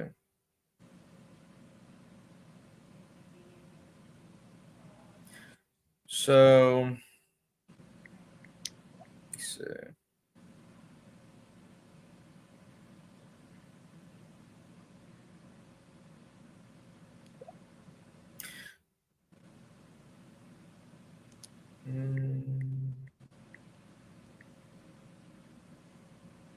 So Denzel Washington's character in Gladiator 2 is a former enslaved person who has gone on to gain great wealth and influence. While initially found success as a merchant, he eventually became a sponsor of gladiators. In short, he's an arms dealer who's heavily involved in Rome's gladiatorial scene. Like that sounds like something that he's gonna really chew up in regards to like the scenery. Like I think he's gonna be fantastic, to be honest. So in regards to his best role, I would say Malcolm X might be my favorite performance of Denzel Washington. It's tough, either that or Glory. I thought he was great in Glory as well, but for now, I'll say Malcolm X. What about Man on Fire? I liked Man on Fire. I liked it enough. It's hard to find a worse performance though of his because I think even if I'm not a fan of it, the movie, I think he's always good. I do need to watch The Hurricane. I've been putting that off for a long time. Mm-hmm. Actually, you know what? I'll say his worst. It's The Manchurian Candidate. I'll say that because the movie. Okay, the movie. I love the original. The original is great. If you haven't seen it, it's a classic 1960s film, black and white. I think that the 2004 remake, it does some things well enough, but I just think that when I'm scrolling through all these performances of Denzel Washington, they all stick out in some way. But that movie, his performance just doesn't really stick out. Like, oh yeah, he wears glasses. What else is memorable about it? Like, there just really isn't anything that sticks out. Like at least the Book of Eli, I'm not a fan of it, but at least that movie, like, not gonna spoil anything, but at least there's something about it where it's like, oh yeah, this is when he plays insert this guy. Let's see. Can't Articulate says best Denzel movie is going to be Gladiator 2. I mean, if he's given enough screen time, I really do think he's going to chew away the scenery. And I'm also with Can't Articulate I'm on my Paul Mescal run. I hope Gladiator 2 is good. Like Paul Mescal, he's made 2 movies. Who is Paul Mescal? Dude, he's a great actor. He did he was the lead actor in Aftersun, which actually got him a Best Actor nomination. That movie was really good. It actually made me cry, the ending. And then he did a film called All of Us Strangers, which also made me cry. So Gladiator 2 is about to be 3 for 3 in terms of movies that make me cry. I hope so. I hope so. I just hope, I don't know if this is the case, but I really do hope that even though Hans Zimmer's kind of hit or miss these days, I do hope that Gladiator 2, that he's doing the score. Let me check actually. No, it's Harry Gregson Williams. Like, oh yeah, let's okay. I don't like his scores. They're usually kind of forgettable. Except the score for The Equalizer. I do like that score quite a bit. I don't like that one either. I don't like none of his scores. You don't like the score for The Equalizer?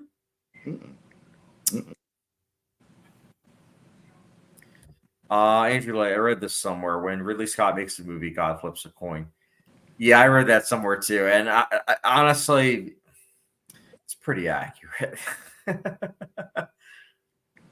But I do like, there are some movies of his that do get hate that I actually really like.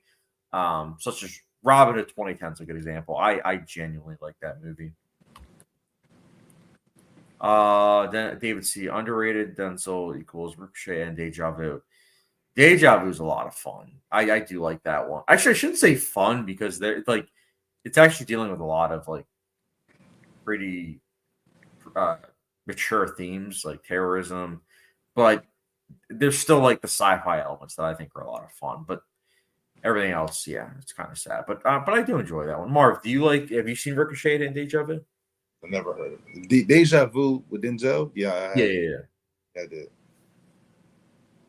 I can't articulate. I'm watching Normal People, which he's good into. It's a mini series. Still need to watch that. Andrew Lay, please. My ball, Paul Mescal's dipping his toes in blockbuster territory. Don't let him fail.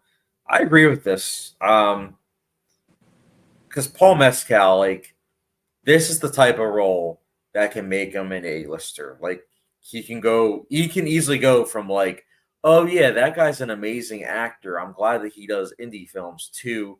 Oh wow, this guy is buff. Like, I want him in every blockbuster. And then he gets paid millions and millions and millions of dollars, and then he becomes a household name. So I do agree. Because I would argue that Russell Crowe, even though I loved him in LA Confidential and The Insider, I would argue Gladiator is what made Russell Crowe a household name. So, like, it is possible. Sure. I do agree. That's a no-brainer. I even know that.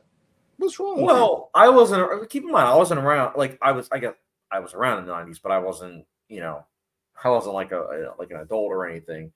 But I'm like thinking in my mind. I'm like, I feel like LA Confidential was when people started paying attention to Russell Crowe, and then The Insider, that was when people were kind of confirmed, like, oh yeah, this guy's a great actor. And then Gladiator was like, this guy's a great actor, and he has what it takes to hold a film as a lead actor that's has a huge budget. I mean, I don't think that's going to happen this time, but we'll see, buddy. But You know how Marv is with the box office. This movie's DOA. You know that. You think so? $300 million budget, bro. It's done. Yeah, but I'm pretty sure with when it's coming out, it's like during. No, Chad, don't. It's done, man. You heard it here first. But that's what I'm saying. Let me look at the schedule because I think that there's potential that we see Gladiator 2 break even. It's coming around Thanksgiving time. Like, yeah, I guess it could be considered a turkey possibly, but actually, this isn't good at all. It's coming out at the same time as Wicked. I told you. But maybe counter programming. No, Chad, it's not. It's the same thing with Furiosa. It's not going to do anything. Yeah, but Marv, think about it. Are you gonna? Let's say you have $15. Are you gonna watch Wicked or are you gonna watch Gladiator 2? I'll go see Wicked over Gladiator 2. I don't even like Gladiator, man. I told you that. Oh, how do you not like Gladiator? How do you not like Gladiator? To be fair, I haven't watched it in a long time. I watched it when I was a kid. Oh, Marv. Andrew Lay. Oh, I love this comment. Always thought the idea of Celebrity Crush silly until I saw Paul. Can't think straight seeing him. I like that. Oh. David C. Ricochet came out in 1991. Great police thriller with Denzel plus Ice-T. And John Lithgow plays the villain. Ooh. I'll have to check that out because I do like police thrillers. I do love all three actors. Maybe I'll check it out. What about, as a matter of fact, you already said you saw that one. What? Brooklyn's Finest. Yeah, I felt mixed about that one, to be honest. It's one of my favorite movies. I love that movie. I like the concept. I just think Antoine Fuqua's directing was kind of, it was all right. What the fuck is this? Okay. I was gonna say, Marv, because I know it's getting late. We can wrap things up, but maybe we can do this. Possibly next Saturday or next Friday. For sure. We could try to do a maybe a long legs review. Ooh, yeah. I'm planning to see that Thursday. Maybe me too. It depends. I mean, if I can get a money loan from somebody, I could probably go. We'll see, man. But yeah, no, of course. But not just long legs too. Fly Me to the Moon. I don't know if I'm going to see that yet. I have other films that I also am planning to watch. Chad, do you hear this? What? Chad? This is Chad Saborn, the supporter of movie theaters. 2 new original movies are coming out, and he's saying he's not going to see one, and it has 2 bankable stars in it. Yeah, but remember, I started I have a new job where it's like I wake up earlier now, so it's like I have to wake up at 5 a.m. So it's like, so you wouldn't go see it on the weekend? I didn't say that. I like Scarlett Johansson. I like Channing Tatum, but there's also other films that are coming out at that same time where I'm like, I kind of am leaning more towards them. Let me go back to the schedule because I'll name them where it's like, and you'll be able to see like, oh yeah, I get why he's choosing this over that. So Long Legs, yes, Long Legs, I 100% want to watch. I'm very excited for that, honestly, even though I have no clue what it's about.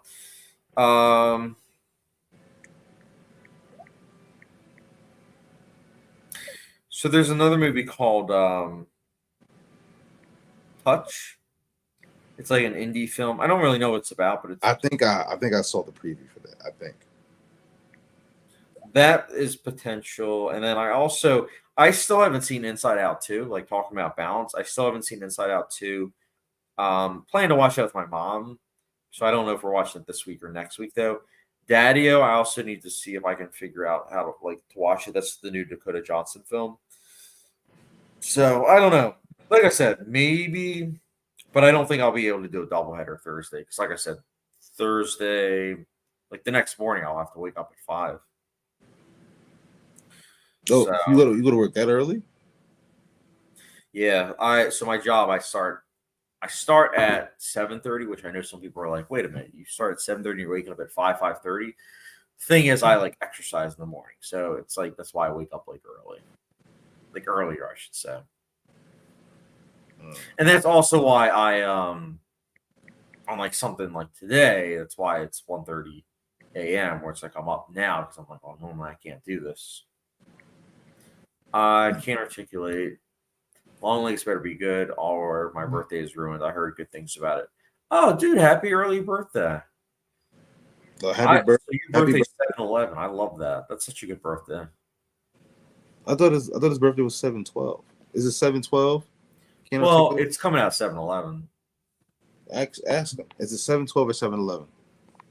I'm hoping that Can't Articulate to 7/11. That would be so cool.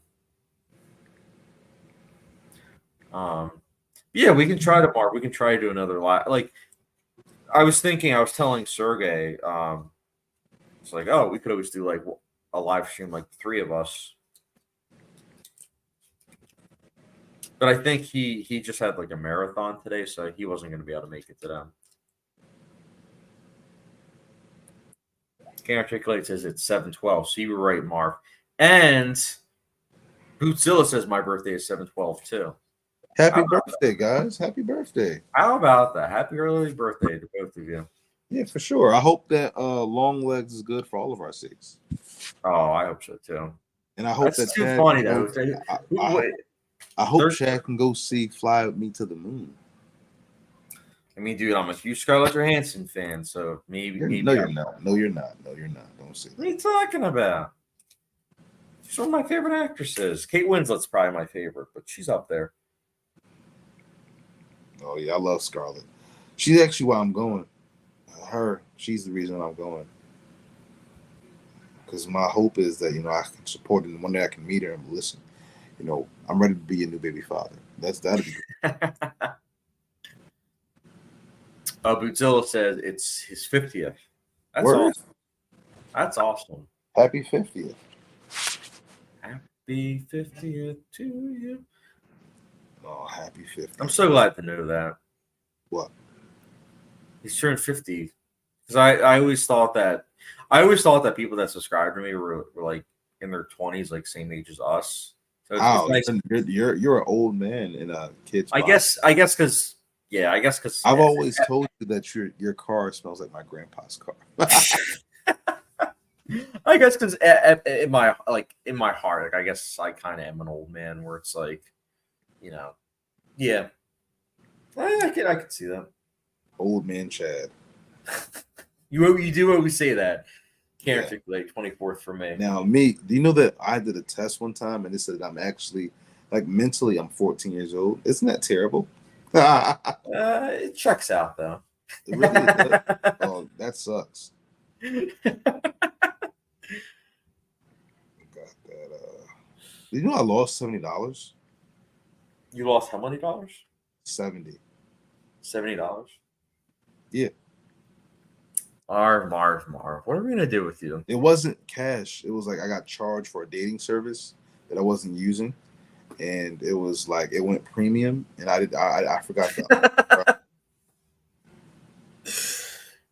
I wanted to jump off of the balcony. Marv, I want the rights to your life to make it into a TV show. I actually wrote my life one time, and these college guys on the college which said, "Dude, you need to write a book today." I agree. My life is awesome. I agree. Start writing. That's going to be the next movie. We still need to make a movie. Like you still need to make a short film this year. I'm holding you to that. It's coming, guys. Just so you know, 24th for Can't Articulate. Happy birthday. That's actually my cousin's birthday as well. Happy birthday, Can't Articulate. And Bootzilla says, I'm an old man. LOL. Nonsense. 50 is the new 40. You're still here, buddy. You're still here with us. We appreciate you. You're still YOLOing, which we love. Andrew Lay is also, he says, I'm 24 too. I love it. Happy birthday to us. That's great. I love that. Look at that. All these July birthdays. And you got June in the chat, with Chad. Yeah, I'm a what do they say? I'm a Gemini. Yeah. Actually, I love my birthday because it's National Sex Day. I think it's hilarious. You're a two-faced bastard. I'm just. I mean, there's some days where it's like I'm overly bubbly, and there's other days where I'm like, oh, woe is me, like the world is ending. I can never get behind that. What is up? You're bipolar. Oh man, Scorpio season. Me and your wife, we have this in common. Amen. Scorpios are cool with everyone until they get wronged, in which case you're pretty much dead to them. Amen. Which is accurate because you, my wife, and several other Scorpios I know, I'm like, yeah, it's pretty accurate. I can't articulate. We were all young in my eyes. I don't even know if I am anymore. Actually, my birthday was back in April, though. Hence, Lincoln is my birthday watch. R.I.P. Oh, so you're. Oh wow. Oh wow. That's very fitting, honestly. Like, wow, that's cool. I mean, I shouldn't say it's cool, but like that's very interesting. Like, wow. See, my birthday watch is a Grand Budapest Hotel. That's because I think it's like a perfect combination of like comedy and drama and like pathos. I like Lincoln having that as like a movie you watch on your birthday, especially because it's like that's when you got assassinated. It's like, ugh, but it's good choice. Marv, are you there? Yeah, I'm right here, buddy. I'm just sitting down because I can't hold the thing up anymore. No, you're good. I was gonna say we can end the stream now and go. Well, look at my eyes. We did 3 hours today. Dude, I know. Last time it was 2 hours, like 2 hours you were on, and then the rest I was dealing with. Here, I probably would have fell asleep if my dad didn't kick me out the room. Right? Remember last time I was in the bed last time, but now I'm on the couch, so I was like cool for a little minute. But this couch is comfortable. Dude, I know. I'm on a in my kitchen. I'm in the what's it called, the chairs, and they're like, I wouldn't say they're uncomfortable, but it's not like a sofa or anything where it's like I can fall asleep, because you know me, how I get at night. So it's like I was like, all right, I drank a Celsius around 7, like, that will give me energy, and then I was also like, all right, I'll have like like a protein shake. So but now I'm like, oh yeah, I'm working off. I'm like, I'm kind of tired now. But yeah, I'm glad, Marv, that you were able to join me. Guys, once again, I have Marv's Letterboxd down below. Be sure to follow him on Letterboxd. Yeah, Marv, we're going to get you to 10 subscribers by the end of the week. We're going to get you to 10. Baby steps. Baby steps. We're going to get you to 10 subscriibers. I need you to read every sentence known to man. Why don't you read every sentence? Read every sentence in the Bible so I can laugh. That would be an interesting live stream. It would, because I did do that when I was younger. Honestly. Oh gosh. Can't articulate says, "See you, Chad." Can't articulate. You're the best. Keep up the reviews on Letterboxd. All right, Marv. See you, everybody. Goodbye. All right, everyone. Goodbye. Chad, make sure to hit me up after you watch House of the Dragon tomorrow.